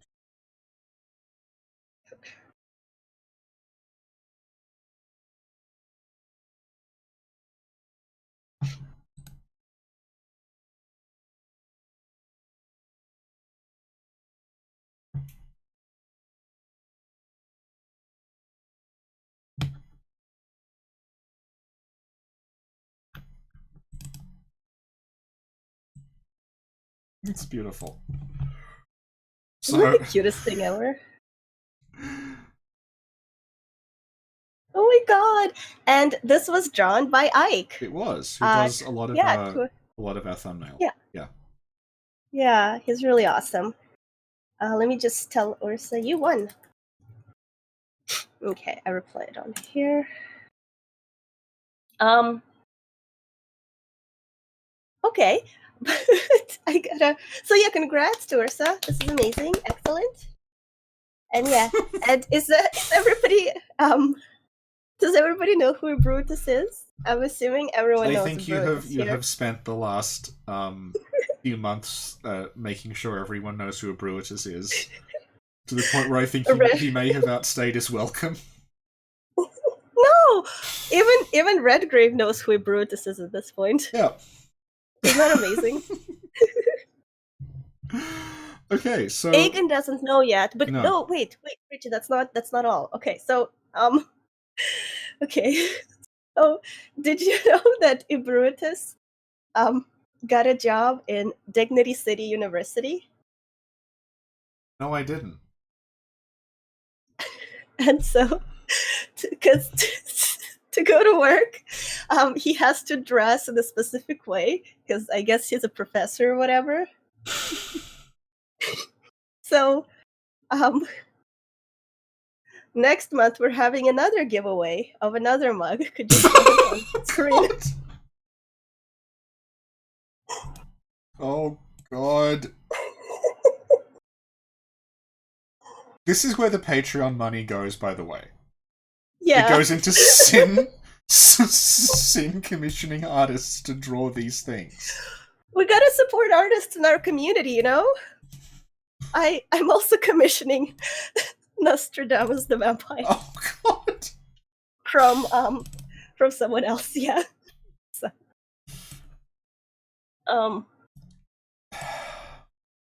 so I'm just gonna put Ike's Twitter in the chat so people can like check out their stuff. Yeah, their Ike break. Yeah. Yeah. So this is Sir Brutus. It's a Brutus, but he got a job in Dignity City. Yeah. And we're gonna raffle this mug away. Oh no, Richie, no, it's good. You're gonna be good. Don't worry. Okay. The Brutus will hook you up. So this is Ike's Twitter. So check him out. And the other person, let me just find their Twitter. The person that I'm gonna be commissioning Nostradamus the Vampire from is Unsee the 7. Yeah. Yeah. I don't know their Twitter. Why am I so bad at this? Oh. Yeah, Richie. Oh, wait. Oh, Alright. got this. Alright. Give me 1 second, Richie. Don't. I'm sick. Okay, don't pressure me. So here you go.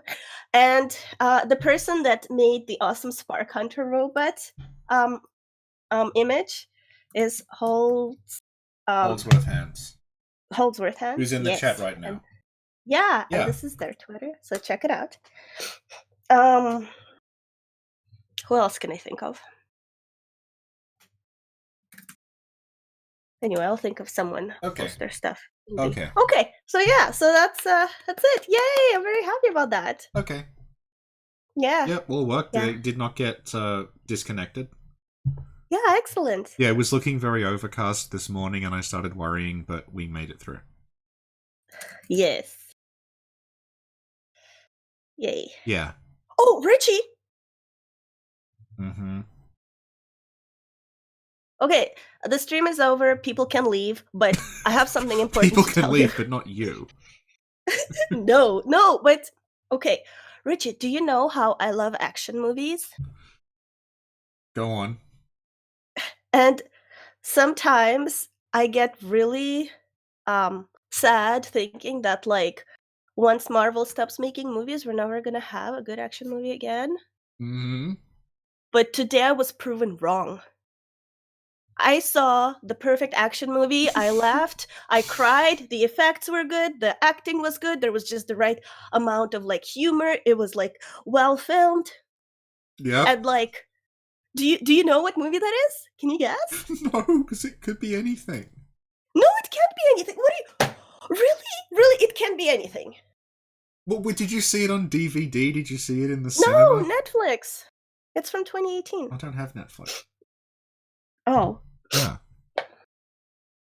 Well, it was on television. It was really popular. It was like, okay, if Marvel made Transformers movies, this one would be in Marvel. It's Bumblebee. Oh, It was right, so yeah, amazing. Yeah.